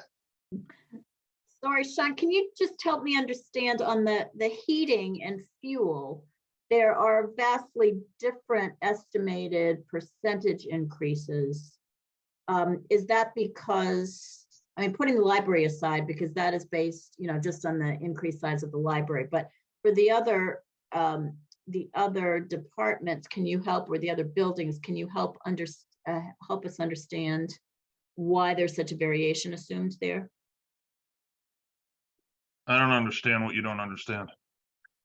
Well, there's a 77% increase for town hall. There's a 41% increase for DPW. There's a 26% increase for the fire department and a 41% increase for the police department. So, you know, Because I didn't increase it by a percentage. That just ignore those. I did 30% over the 3-year average. That's what I did. On each of them. That's what these numbers represent. Right. Okay, I'm sorry, I misunderstood that. Okay. Yeah, because and the reason I did that is I went to do the same thing as I did on the power, and the very first one, if you look, we budgeted what is that? Town hall, last year we budgeted 7,000. But the 3-year average is 9,500. So by the time I added 30%, you could predict I was going to be under. So for whatever reason, we didn't bump it up enough before. It didn't make sense to go off that number. It made more sense to use the average. And then add the increase. Yeah, okay.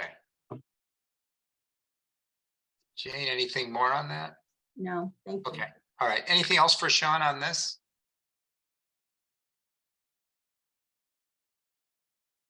All right, great. Thanks, Sean. Appreciate your going through this. Now we get to the next bit. Anyone want to take a 2-minute break?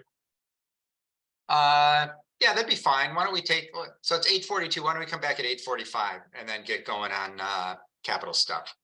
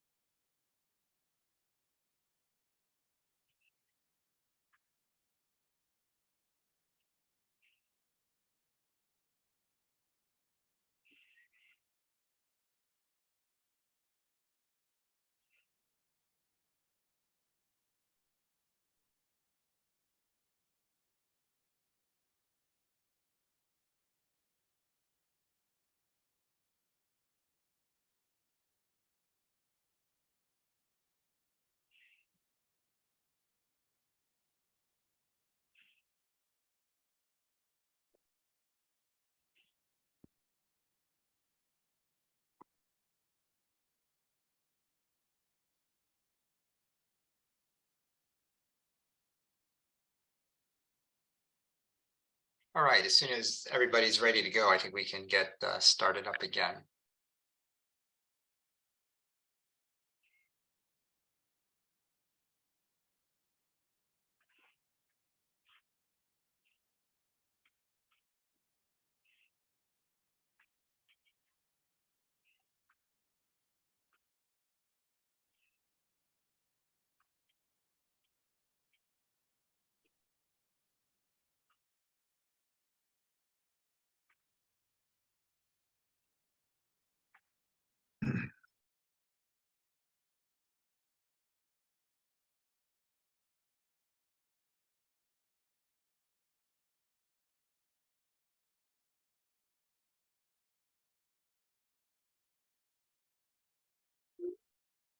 All right. Let's see. Where's? I think we lost. Oh, everybody's here. Okay. All right. I think people are back. I hope. Sean, if you're ready, if you want to talk about capital, I can. Again, I have the document from last night and also the spreadsheet with the budget request. Just let me know what would be good to share. Why don't you start with the spreadsheet? Okay. The single page request? Yeah. That one? Yeah. Give me 1 second and I'll get that up. Okay. Should be there. Awesome. So the stormwater, this is essentially the same article as last year. And the previous one was several years before that. There's nothing new here. We're working on compliance, and each year the requirements are becoming more onerous for the MS4 permit. And you know, we're slowly heading towards the years where we actually start having to do some physical infrastructure work. We're not there yet. But we're getting close. Most everyone on this meeting will start being invited and urged to go to some of the public meetings we're going to be having with the consultant. That is part of the effort that is for this year. We need to start having meetings talking about phosphorus reduction. Thanks to us being in the Charles River watershed. So the estimate, there's another document, it may or may not be worth pulling up, that everyone got, hopefully forwarded from Dan. Yep. That is from our consultant, basically outlining this year's efforts. Which is, you know, the justification for the 170. Being that this is capital ask, it may or may not exactly align with the fiscal year. I would prefer a slower burn rate on the money. So this will probably, it may carry us into the next year. But this, you know, this is their estimate on what, you know, the effort that'll be needed to keep up. There's some things we could try to push off, but it would be dangerous to do so because we'll have to play catch up. Because these are required. It's mandated that we get this done. There's currently no grants that help us with the efforts we're doing right now. This is the year we'll start working on hopefully securing grants for future work for the actual phosphorus reduction, which will be, you know, the real structural stuff, the stormwater basins that'll have to probably get redesigned and redone, and then some new ones. And we're all going to see those coming up very, very shortly in some presentations. Sean, just for me who doesn't know a lot about this, looking ahead like 4 or 5 years, what kind of infrastructure is contemplated that we might be doing? What kind of infrastructure? What kind of numbers? I actually meant more the infrastructure, like what kinds of projects would be entailed in doing this. The numbers are going to be what the numbers are going to be, but it's what kind of stuff? Well, the easiest thing to imagine, that the kind of stuff for example, there's a huge, large stormwater basin at the foot of Pine Hill, the road we just did. That was very well designed. That was not designed with phosphorus reduction completely in mind. There's different ways you can design, different materials you can use on the bottom. Some of those basins are planted and vegetated. So it's a whole different design. That one may or may not get redone because it's actually not in the regulated area. But there's several in downtown that both exist and or need to be created. There's one at the, below the library and that area behind the police station. That will most definitely get redesigned and redone. And again, it's all with the interest of reducing the phosphorus that we're releasing into the groundwater. Okay, thanks. Keep going. Oh, well, then I'll move on to roadway management again. Same thing this past year, every bit of roadway management money we had went towards a large project, but larger than we've done in a number of years, where we reclaimed and rebuilt Woodland and Goulding Street West. That used up what we had for roadway management money. It used up all of our Chapter 90 money. For those that aren't aware, we also got an extra bump. It was called the RAP, which was Winter Recovery Assistance Program. Although it wasn't a terribly hard winter, the state was looking for ways to push money down to the municipalities, so that's what they did. It was basically just a bump, a 50% bump on top of the Chapter 90. So that all went to that project. There's essentially no money that we're carrying forward for the spring, so this would put money back in the pipeline for the second half of this construction season or next fiscal year. And it, matches back up with Chapter 90 will be released again on the state's fiscal year too. And this doesn't include something for the roundabout?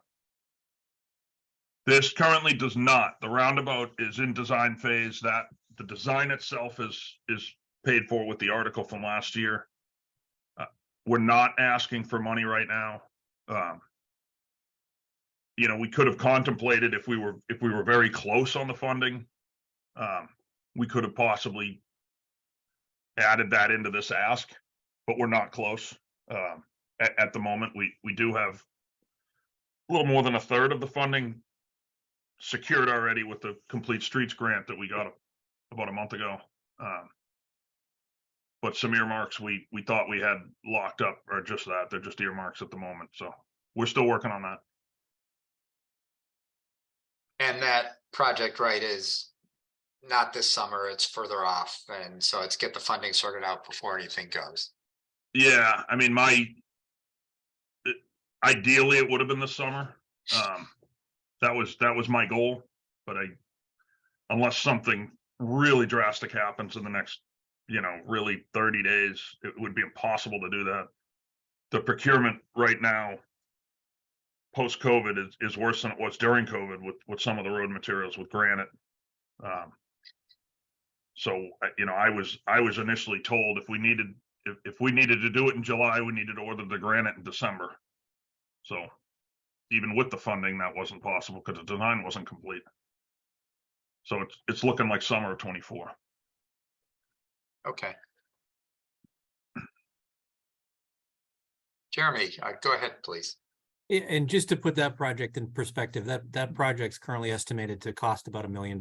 So the Complete Streets grant that we've received, the town's received through the hard work of Gino and Sean and Addie May, covers about a third of that. And so we're looking at other grant sources from the Commonwealth to help make up the difference. All right, thanks. Sean, back to you. No other questions on roadway. I'll go to facilities. Again, this is a similar ask. There's another document that I did that was basically an update on the list that we had last year. And, you know, the on-site insight reports are generally the same as they were. We haven't updated those. Maybe the next year or two, we will refresh them. As they age, it's worth having the consultants come back in and refresh them.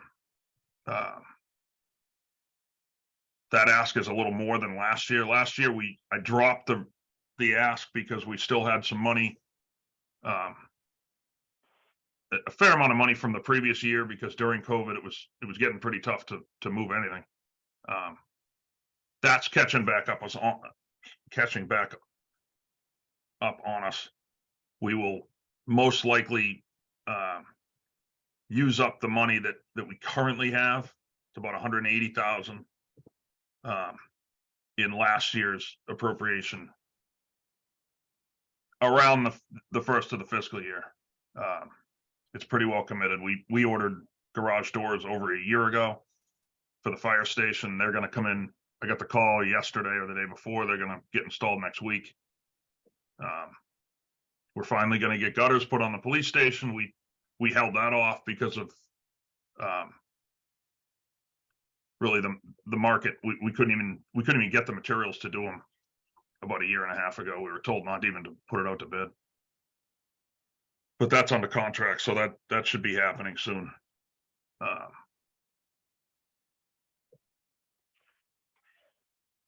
And then if you want to flip to that other document, if that's helpful, we can go to that. Just to Yeah, let me highlight just- some of the yeah, projects. I have one question for you while we're still on this one.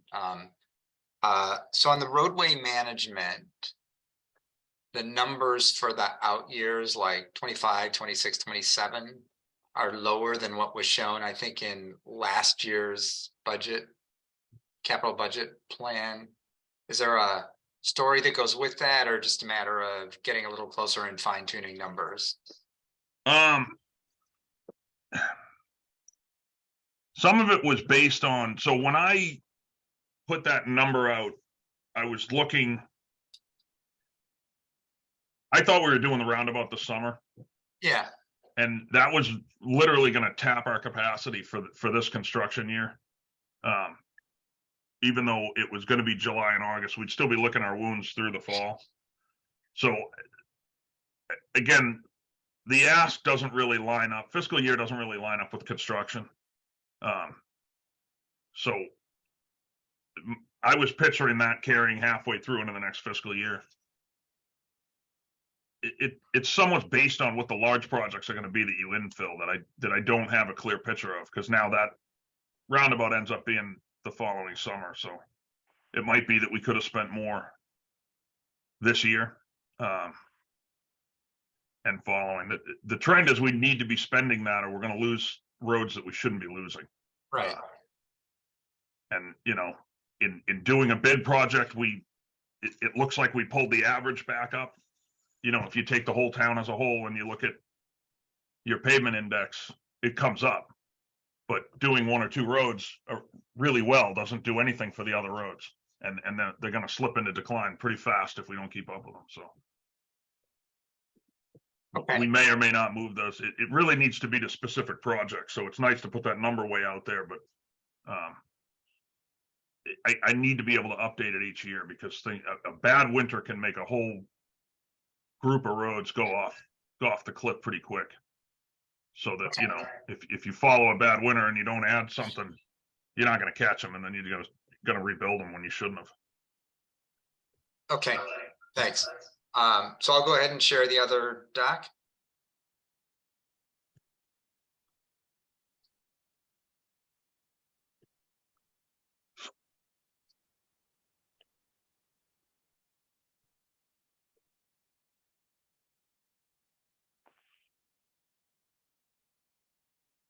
There it is. So this is similar to last year's. I started with last year's, but I decided to color code it, hoping that added some clarity. I don't know, people got a little confused with it last night, but I did green on basically what is completed, just so we had it. The blue, again, without adding too much to the sheet, like I just said, those things, They're literally happening within the next week or two. So if we had this meeting a month from now, the money would be gone. Those would be in the green. And then red is everything that's either in process or really still waiting to happen. Or new. This year we're adding infrastructure stuff in. You know, when we started doing this in 2016 and 17, we based it solely on the on-site insight reports. So what does that mean? That means we just did the town hall, the police station. We weren't talking about the library at all back then because it was about to get torn open. The 2 fire stations, DPW. We never discussed the transfer station at all as if it wasn't a facility, but it is. That came to bite us last year. We had a complete failure of the electrical system. It's band-aided back together right now. It's going to have to get fixed. So that's pretty high on the list. We need to do some engineering. So I really can't even put a number on it. Hopefully it's going to coincide with we had talked on the ARPA side of doing solar on the swap shop, that small metal building. So it works out good if we're doing the electrical upgrades and can do that at the same time. So hopefully that'll be this summer, I would think, but it's going to take months to get both the design done and then everything approved from Eversource. Okay. So, Peter has his hand up. I think he's probably going to take us into the realm of some of what got talked about last night at the capital budget committee meeting. And let me just, Jeremy, let me just put it after we get to Peter and talk about some of the issues that he has. Jeremy thought it might be interesting if you could, as we get to talking more about capital budget processes and how that's done and how that meshes with what advisory does. If you have any perspectives to offer either from Natick or Medfield, you know, that'd be great. But let's start with Peter. And Peter, take us where you want to go. Yes, where we left off last night, and there was a historical precedent of providing to the voters the town report to list specific items that total up to the ask. This year's ask is $350,000, which we saw in the first spreadsheet or the capital request budget form. And going through this list of projects to find the net new ones that equaled the 350,000 was a challenge, and we still can't. And so as we, on capital budget and advisory, as an extension of advisory, put forth to recommend to the town populace what to vote on and why, we justify each project, capital improvement projects, and their costs. And so we're still at the point where we don't know what totals to the 350,000. And in conversation, it was alluded to that need for flexibility, and you provided the verbatim, the recommendation last year. But the concept of having a specific project with a dollar amount, an estimated amount, highlighting that in the annual town report from the Capital Budget Committee, which is a longstanding process, putting it in the recommendations when we ask for capital requests, because the bond has to be floated and then Treasury and Heidi has to do her thing. We were challenged with adding up the net new items regardless of the ones in process that were already voted on, but what were the net new ones? And was 350 enough for those net new ones that have contingencies built in because of the uncertainties? And then it led to the broader discussion of operating budget versus capital, and that there's a bleed over, and I just made up that term, between the contingencies for buildings that could be or are put into the capital accounts each year, which from the capital budget perspective, we like to see specific projects with dollar amounts. And once town meeting votes upon it, that money's there into perpetuity, unless there's some limits on it, to spend on that project. Hopefully it's enough. If not, then the project plan needs to be updated at the next town meeting. Or in an emergency case, if it's underway, there would be maybe an fund transfer if necessary for emergency repairs. But that was the challenge we had, is reconciling what we would advise from a capital budget perspective and the cost estimates totaling up to the ask.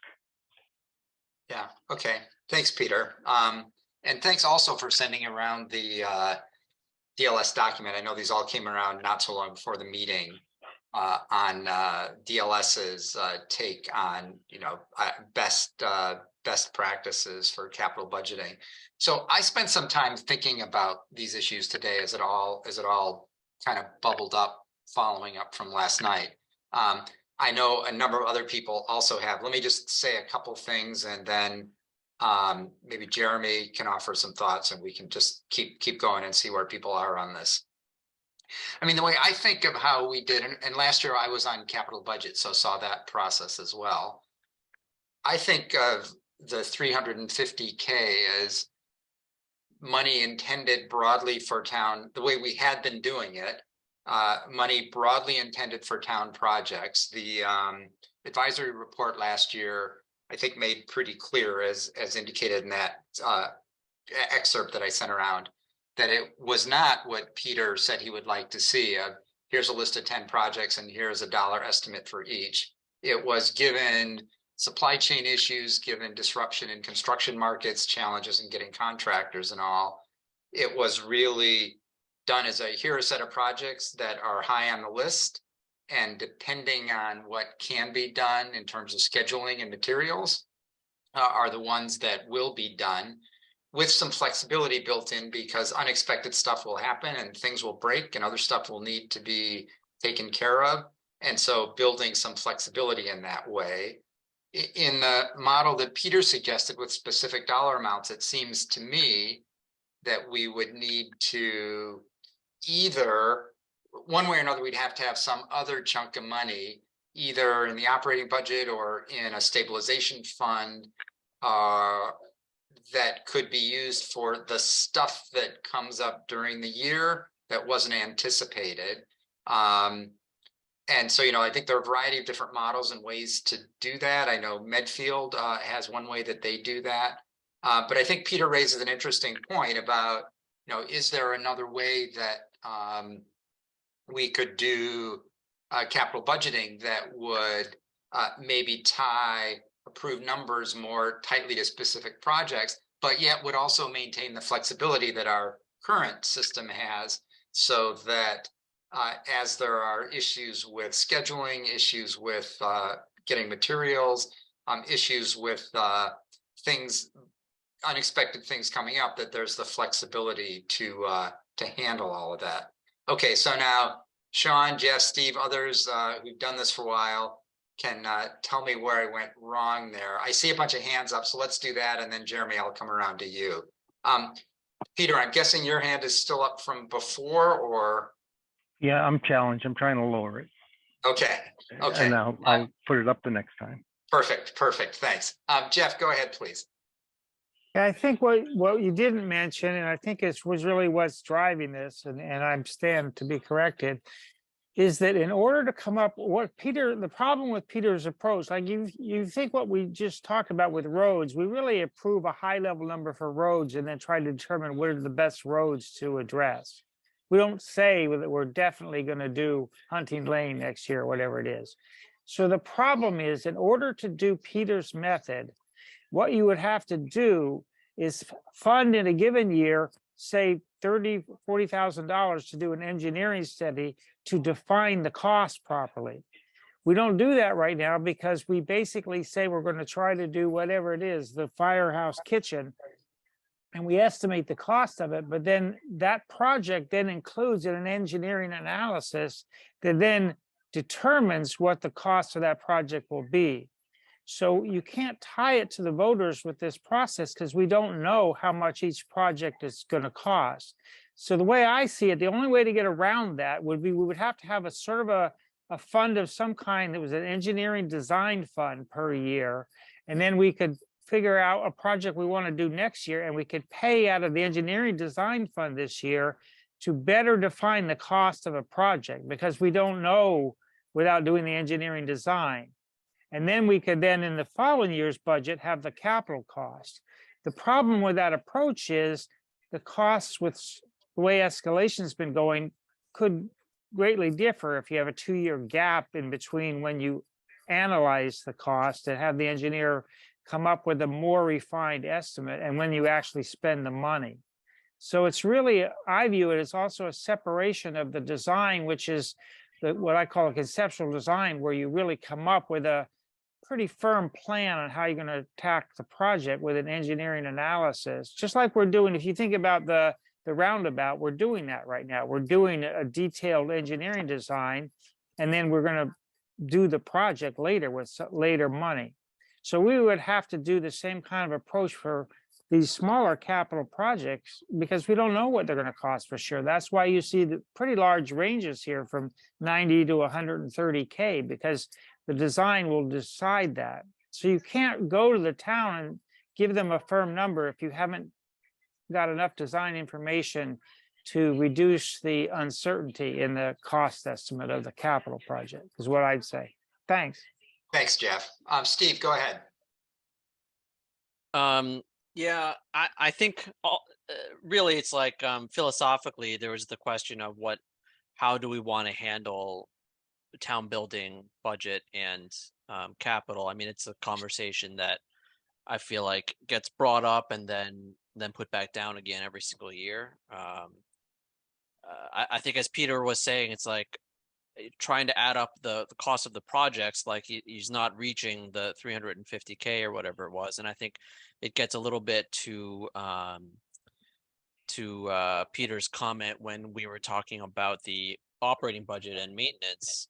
You know, I mean, I think it was probably year 1 or year 2 of Sean's tenure as the DPW director. I think he tried to dramatically jack up the operating budget for town buildings to more accurately reflect the cost of maintenance of buildings. And, the advisory committee, we collectively, lost our minds about that. It was certainly one of those 11:30 p.m. meetings. And every single year, I feel like we've been talking about, all right, eventually we need to deal with this issue. And as Sean suggested, the real number for maintenance is, like, what did you say? Probably 70K higher than what you budgeted for. So there's a question to say, okay, do we bite the bullet and actually start increasing the operating budget to a number where truly a lot of that stuff gets covered in operating, and then the capital budget can really be more for these defined projects. And I understand what Jeff is saying, but it's like, I think there are solutions to that, right? And I think that last year we created this capital stabilization fund. Right now, I don't know that we've exactly talked about a strategy for how we want to use that, but it seems like that would be a decent way to pay for engineering studies or to handle smaller capital projects, right? So, I think there is a broader philosophical question to be had, both with Sean, with the advisory committee, with the select board, with Jeremy, with Deb, like how does the town actually want to handle the ongoing maintenance and capital of the town buildings? And I've tried to bring it up each year and then it kind of goes nowhere. And so now I guess it's your turn, Dan, to try to bring it up and see if the conversation goes anywhere. Yeah. Thanks. I'm just looking at everything that's landing in my lap. So no, that's good comment, Steve. That casts it in a little bit of a broader frame in a way that I think is helpful. Sean, so we've all been talking your book here. Did you want to come back with anything, and then we'll go to Jeremy? I don't think we're going to fix it this year. Yeah, I think we're pretty cast in stone. That seems pretty clear to me as well. I can read a room as good as anyone, and if I add 50 to 70 to 80,000 on that operating budget, Stephen won't even vote for it. But I will say one other comment. We need something that's in the middle. However we want to talk about it, and even Peter's indicating it, because there's no way. There's certainly some projects that should be on the 2-year path where we talk about them, design them, do them. Again, COVID, the library, everything else has stopped us from actually having a good process on that, or stopped me, frankly. But there has to be things that happen within a year. And again, right now, we're 18 months out when you ask me for my capital. We're going to go to almost 22 months from if we start in October, November, we're way out there. So to think that I can cover everything in a list and go to the voters is just, everyone knows that's not possible. We're not even a year from when we had a fire at the transfer station, and I have to fix that thing this year. So, I still don't know what it's going to cost. So there's always going to be those things. And again, one more thing, we need to remember, if we started this thing with the on-site insight report, remember what year one always is on those reports. You're $1 million behind. So we started this process $1 million behind. We can't reconcile any given year and say, well, Sean said those 6 projects were going to get done, so we're going to hold his feet to the fire. The money's gone. Last year's money is spent. And the list is still the list. So it'd be nice to say we can reconcile that, but the kitchen didn't get done at the fire station. That money's not sitting in the bank somewhere. It didn't get done. That project didn't happen yet. It's still there. So there's certainly, if you can't find 350,000 on that list, you're not looking at that list. Those are still projects that need to get done. The fact that they were on the list last year didn't mean they were going to get done. We all knew that. They weren't going to get done for the 190 we appropriated. That's for sure. That's all I got. Okay, thanks, Sean. Jeremy, do you want to come back with anything on this or comments on Natick, Medfield, and what they do? Sure. Thanks, Dan. I think it's definitely hard to change policy in the middle of a process. You're in the middle of your operating budget process. You're in the middle of the gearing up to town meeting and your capital process. So it's definitely hard to kind of change tax quickly.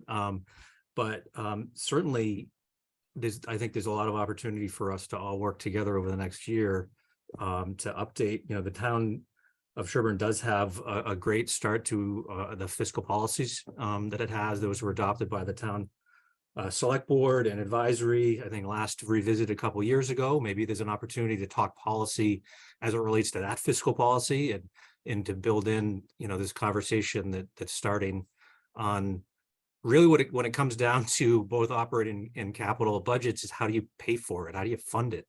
And there's, different ways to appropriate the money, but how do you pay for it? Really is what it comes down to. The examples from Natick and Medfield, some might apply to Sherborn, but they, they have their different situations. Natick has a different revenue stream. And the way they approach their capital, via their charter, a lot of their budget process is initiated by their town administrator. Their operating budget, their capital budget is prepared by, or funneled through the town administrator through the help of all of his department heads, and submitted on a certain time frame, and then vetted through their finance committee. But the initial preparation of all that and bringing it all together and maintaining their 5-year capital plan and their 5-year look ahead forecast for their operating plan, that kind of lives more with town staff and the town administrator, and is presented to the various advisories committees as part of the budget process and the review. For capital in Natick, they have a capital stabilization fund that funds a fair amount of their capital. That has a funding source, which Sherborn doesn't have. Natick has a large meals and rooms tax revenue, and that is earmarked. That's the funding source for their capital stabilization fund. So they're able to fund a fair amount of capital with cash. That's cash that goes in the stabilization fund that then is appropriated out for the cash capital. Usually, for them, smaller items like vehicles and equipment, tens of thousands of dollar ranges. And then they will use debt, in levy debt, to purchase other capital needs. And then large capital, like a new school, would be a debt exclusion. That's generally their policy. They also have enterprise funds, water sewer enterprise fund, that solely funds their operations and is actually a revenue stream to their general fund for an offset to indirect expenses. But they have some funding. So that didn't work well during COVID when the meals and room tax bottomed out. That funding source dried up for them, and they've been trying to catch up since. But that had been their structure. Medfield is Sherborn is more similar to Medfield, where smaller tax base, more residential based, no meals and room tax for sole funding capital. And it's actually probably a pretty good example of where Medfield was similar to Sherborn a number of years ago, and they've over the past few years have kind of modified their approach. Their capital, there's a capital budget committee in Medfield that is actually made up of appointees from similar to Sherborn's capital budget committee, but it also has some representatives from town staff as well on that committee that help prepare and maintain the 5-year plan for general capital. They also have a 20-year plan for their maintenance of buildings, which Sherborn does as well, but they've taken that a step farther and used that 20-year plan to find out, what their spend, how much they needed to spend on capital and maintenance on their buildings. And they've developed a way to finance it. And they created a municipal building stabilization fund so that there's a constant every year. They know they need on average, and they came up with $1 million number for Medfield. It'd be a different number for some other community. Whatever that is, they figured that out based on a comprehensive 20-year plan to maintain their buildings, and they funded that by a one-time operating override to create a building stabilization fund. That requires a ballot vote, but it's one time. You can increase that 2.5% each year without going back to the voters. But that's just the funding source. That's then still has to be incorporated into a capital plan that is presented every year through the capital budget committee to the warrant committee to town meeting, a list of projects. But it has a funding source. You don't have to every year, how am I going to fund this? That's what they've done for their buildings. A couple of years ago, they created a capital stabilization fund for the general capital. That was funded with a surplus of free cash through sort of COVID, early on COVID. There was a surplus of free cash that was seed money for that. And they've made the decision to put all of their local ARPA funds to fund, to go into the capital stabilization fund to fund their capital plan, their 5-year capital plan for the next 2 to 3 years. So how do you pay for your capital once you figure out what you need, is the challenge. I think it starts with knowing what you need, and the on-site insight reports are a great start for your building maintenance. There's a lot of great information in there that could tease out what your annual need is, right? And then how best do you pay for that? And those are some of the policy discussions that you folks, we may need to do over the coming months. Yeah, thanks, Jeremy. That was very helpful. Peter, go ahead. Yes, what we were doing on capital budget, again, was to try and present what we would ask the voters for in terms of how do we fund it? What are those its for next fiscal year? Because we've seen recurring projects appear in various town reports, advisory reports with different numbers that the town voted on. The one being the town hall roof replacement and attic appeared in the calendar 21 capital budget report for 80,000. It appears here for 65,000. The report from calendar year 21 tied exactly to the on-site insight. So that was good. We were in sync then. In COVID, we got off due to supply issues and all the other challenges we were talking about. But what we're trying to get back to is that project-specific plan that isn't a major road project, that's specific to a building. And there are some unique ones here. The transfer station electrical, that just came up, that's new. The dry hydrant system is new. And then I think the town campus public water supply is new.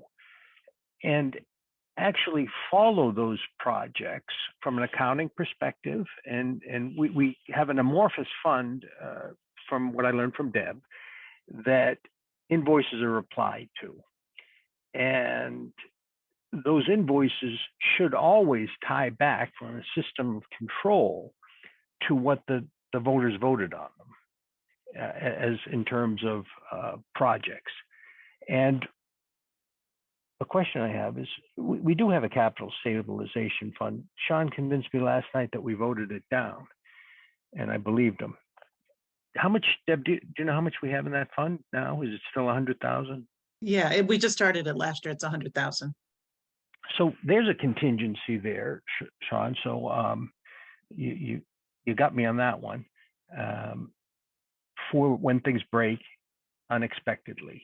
There are those dollars there, and we could put more dollars into that for those contingencies. And I think to be conservative and track projects and go to the voters with a plan to say the dry hydrant system will be repaired and upgraded. If we vote on this in this town meeting, it doesn't matter when, but the dollars, and go for 130, be conservative, will always be there in an account for that project. And if it doesn't get done for 3 years, it doesn't get done for 3 years. Just hope your house doesn't burn, and you just won't have a fire hydrant working. I don't think it's that bad, but that's what we were struggling with, is to identify, again, historically, to put down projects and project plans for a big ask. And if you look in the school department was came up before, and they use on-site, insight, and have specific projects off that plan for big dollar items. As I mentioned, $1 million item for handlers, and they have to schedule it out 2 years because of the supply chain. So they're using the same type of report, the same organization's report, in a way to manage projects, which I think the intent is there when we go before All Town, and that's Yeah. where we're aiming for. Yeah, so that's interesting, Peter. I think the challenge is what people have mentioned previously, which is if this budget is tied to specific items, then when other stuff happens, there isn't the flexibility to make adjustments with, hey, there's an opportunity because of when contractors are available, then that flexibility is lost.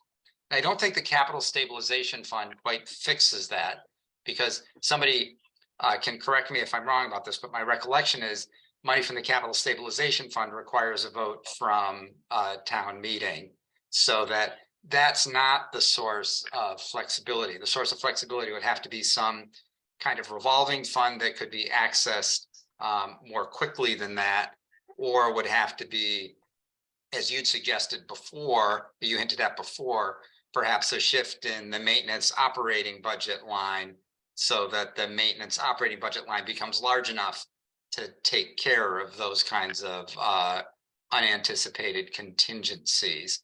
I guess I'm also, I wasn't at the capital budget meeting last night, so I didn't hear all of that conversation. It does seem like that I don't know, it just feels to me like this is perhaps more a conversation about what we're going to do for next year, and will be very difficult to get this on track to do that for this year. Others may have a different view on that, but it just feels to me like it would be a very heavy lift to resolve these issues, figure out which projects to pin down, what the mechanism is going to be to create this flexibility. That mechanism might even require a vote at town meeting to create whatever kind of a fund it is that creates the flexibility. So to me, it feels more like a very valuable conversation to be having about where we want to be going forward in terms of process. Okay, Jeremy, I think you're next, and then Jeff, and then Sean. You can let Jeff can go first. It's fine. Okay, Jeff, go ahead then. I'm being repetitive, but Peter ignored everything I said, basically. The issue is, how do you estimate the cost for a project? Where are they going to get the money to estimate the cost for a project? So if you look at this list, it says fire station, kitchen, and air handler. That was in a project the town voted on to do that work. I think it was 2 or maybe 3 years ago, in the same project where they were going to paint the exterior of the building. And so they came up with a ballpark estimate. When they got to paint the building, they found that the siding had completely rotted at the upper levels. So they couldn't put the kitchen in because they had X amount of money for the project, and they replaced the siding and deferred this kitchen work. If you want to do what you're saying and have a project the voters can vote on and have a tight budget, what you have to do is figure out how you're funding the cost estimate for that project. You need an engineering design fund of some kind that allows you to put together a more accurate estimate. It's not really about, there are always going to be these contingencies and market conditions, but we don't have a process which allows Sean or anyone else to have money to create a more rigorous cost estimate based on preliminary design, rather than, on-site insight is good, but they're really sort of formulaic. So they look at the chiller and they say it has a 20-year useful life, so you're going to replace it in 20 years. But that's not what you do. You watch the maintenance and you look at the condition and you decide when to replace something. Theirs is a little bit more formulaic and sort of industry standards, but you don't always follow that to a T. So the key is estimating the cost more accurately, in my view, and having the funds to do that. Thanks, Jeff. That was helpful for me to hear that again. Thank you. Jeremy, to you. Yeah, I mean, to echo that, and also, you know, the way that the warrant article seemed to be worded last year, I think gives sort of that balance of flexibility, but also, you know, has some intent and shows, you know, where the intended spend is, but provides that flexibility should, I don't know, procurement or design or permitting drive a project longer, then there's opportunity to fill in where the need is. I think everybody seems to acknowledge there's the need. So, you know, I think that's kind of a good balance that you struck last year with your warrant article language. I guess to build on that, the on-site insight reports they're a great start, but it's like you kind of have to take that stuff down and then actually plan for, you know, in each year, find out how much money you need on a regular basis to do your building maintenance, say, and include in that, you know, you know, year one includes some engineering costs.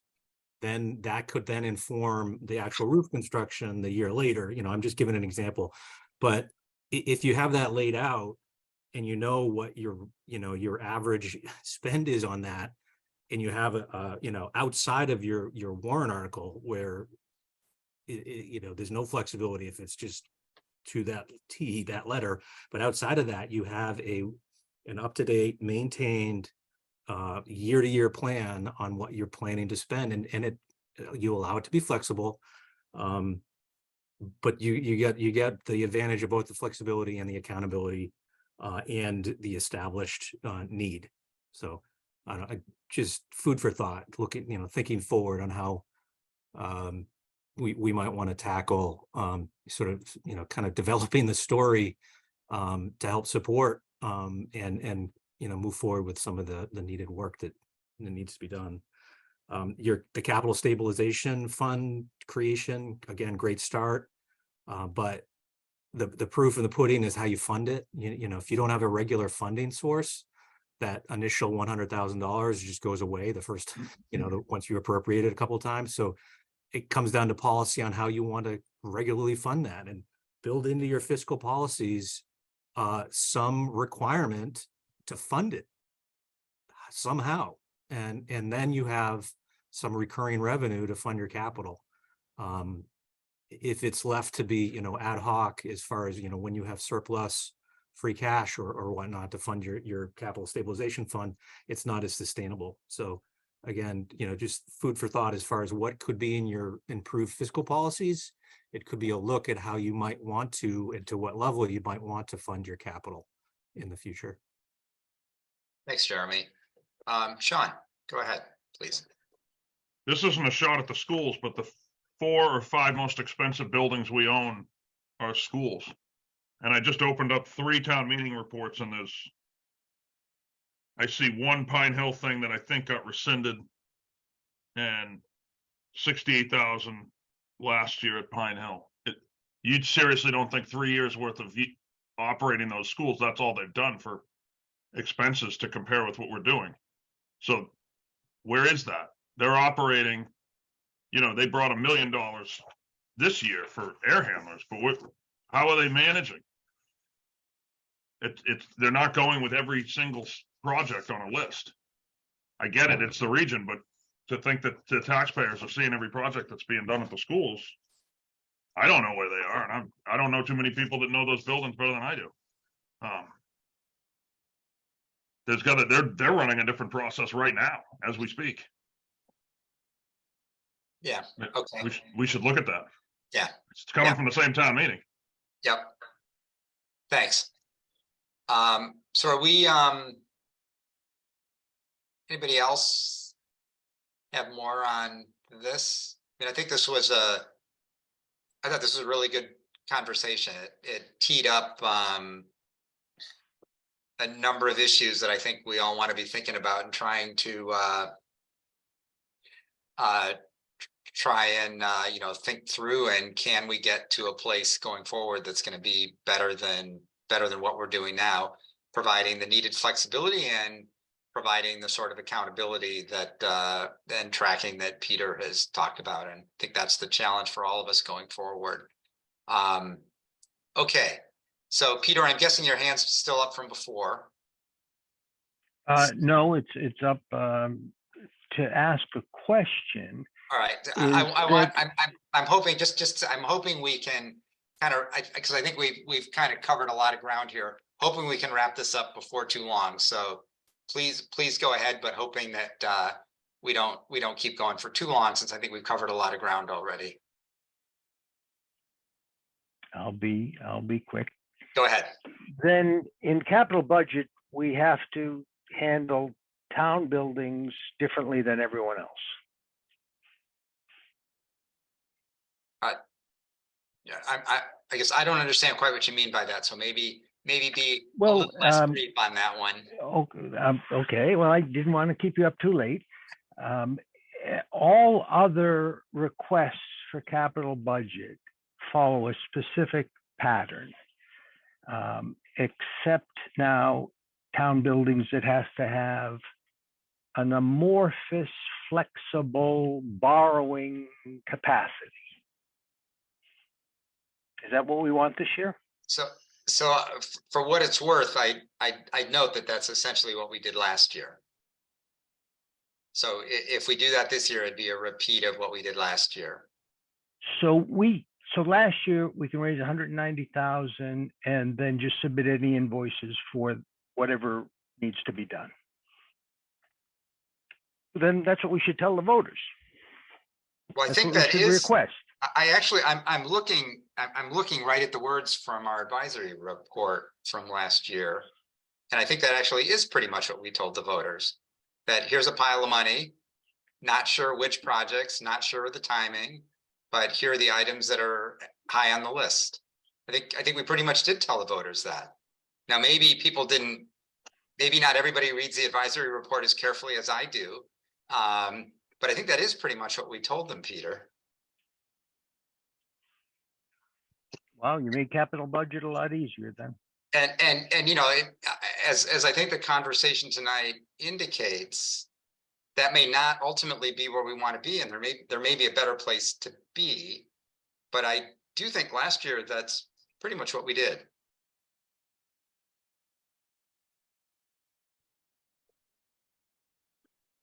All right. Anybody else on this? And Peter, it's not that I need to go to bed. I'm doing fine. I get in trouble at Wellesley College because I'm like the master of Zoom. I'll sit on Zoom forever, and other people will say, "Oh, this meeting's too long. We have to break it up. We have to have a second meeting." So I'm happy to, I'm happy to do Zoom forever. I'm just it's just feeling to me like we've had a really good conversation and it kind of gotten a lot of views out there. And so thinking maybe that was it. We've gotten about as far as we can get tonight. Okay. So that being said, then let's move on. Sean, thank you very much for slogging through. You were you were under the spotlight for what I think we're coming up on, I don't know, about 2 hours, 2.5, something like that. So thanks for doing that. That was very helpful for us. The pleasure was all mine. We could tell all along the way just how much you were enjoying it. That was very evident. So one thing that I had meant to mention earlier, let me just slip it in now before we get to doing minutes. So next week, I think we'll just do this in an extended liaison report, but Jane and Mike very kindly agreed to do a little kind of mini briefing on school budget stuff so that they can kind of highlight high level what's being proposed, what are the issues, what are the concerns that we have. And the thought being, if we have a bit of a conversation about that amongst ourselves next week, that when we actually get to the 2 weeks from tonight to the joint meeting with Dover Warrant, we'll a little more, I'll be on the same page and might just help make that meeting a bit more focused and might help us all get to the points we want to get to in a way maybe that will have a little more impact. So anyways, thanks to Mike and Jane for offering and agreeing to do that. Steve, go ahead. I would just warn you about that plan, that if you're anticipating that there's going to be substantive discussion among advisory about the school budget, that you really should have that listed as its own agenda item. You know, liaison reports are supposed to be like, oh, I heard from this person, they said that, great.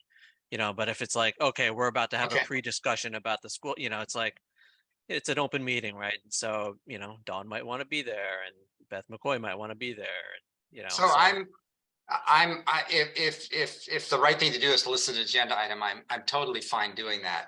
I guess I got a little ahead of myself. I was really thinking, you know, Jane and Mike would just say, here are the issues. I guess the question is, and if that's it, then maybe that could count as a liaison report. I guess if we do actually want to have a discussion, then it sounds like I should list it as an agenda item. Yeah, I mean, it's up to you. You're the chair, so you could keep it as just, it's going to be just an information session. And if it starts turning into too much of a discussion, then you cut it off and just say, hey, Right. we're talking about it too much. Right. So No, I'll leave it up to you. Yeah, it's a good point. It could easily have spun into something that it shouldn't have been, and then you know, somebody would complain about not having handled things right. Jane and Mike, any thoughts? Do you have a preference for just you guys share some stuff and we listen and then we go forward, or that we get into more of a discussion about things? I'm fine either way. You know, I don't think I have really a strong preference Jane? for either one.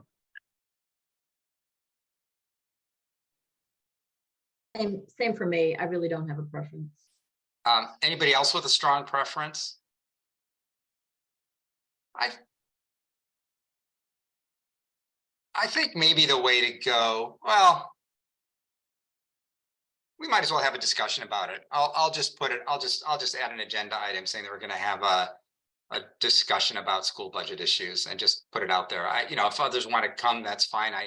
I'm not thinking that this is, you know, let's have the discussion that we're going to have the next week, that we're going to have in 2 weeks next week. I think this is really just kind of a chance for us to all kind of zero in on the numbers and come to understand kind of where the numbers are and what's on the table. So tentatively, I'll plan on just adding an agenda item for that so that we can do it and feel comfortable talking about it as much as we want. And if other people want to join in and to see that, as Steve said, public meeting, anyone else who wants to join in, that would be just fine. Okay, so then let's go to minutes. And Steve, thanks again on that, because always appreciate it when you keep me out of trouble. And give me a second here and I will get minutes up.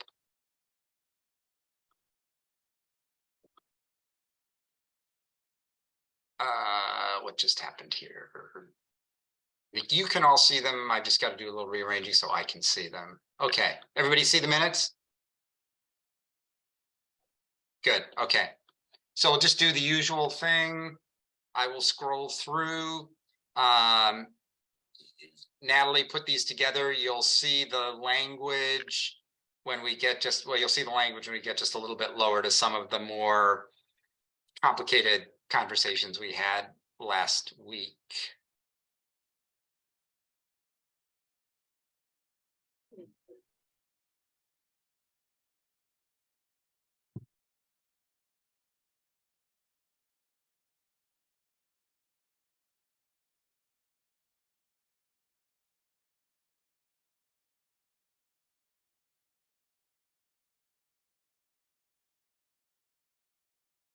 And so in particular, note on sustainability and Board of Health, the comment that we had a wide-ranging discussion, which seemed like a fine way to kind of cover that without getting into, you know, quoting with exact quotes from who said what and all the rest.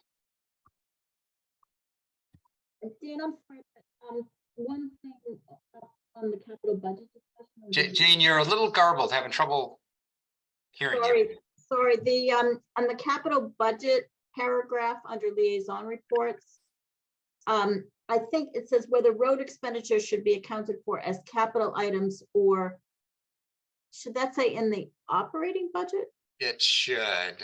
Thank you. Thanks. What else? Anybody see any other things we should fix up?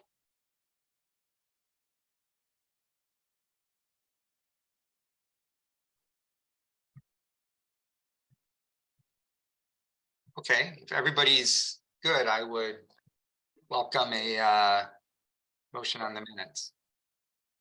I move to approve the minutes. Thanks, Natalie. Is there a second? Second, Okay, roll call. Let's see. Mike, let's start with you. Aye. Peter, Aye. Steve, Aye. Jane, aye. and Natalie. Aye. And I'm I as well, so we're at 6-0. And unless next week we're doing police, fire and ambulance, and debt service. I think Heidi indicated that it's a little early for that, but that she could give us kind of a preliminary sense of that. And for careful readers of the schedule that I laid out, I forgot to include a couple things. So I think we'll also do OPEB, and we'll also, I think, do benefits. And I'll get them on the agenda. I didn't get them on the schedule that got sent around previously. So unless anybody has anything else, I would welcome a motion to adjourn. I move to adjourn. Thanks, Natalie. Second. Second. And roll call. Mike, Aye. Peter, Aye. Steve, Aye. Jane, Aye. Natalie, Aye. and I'm I as well. So 6-0 at 9:53. Thanks, everybody. Interesting, and I thought very good conversation tonight. And I'll see you all next week. Thanks. Bye-bye. Thanks. Bye-bye. Thank you.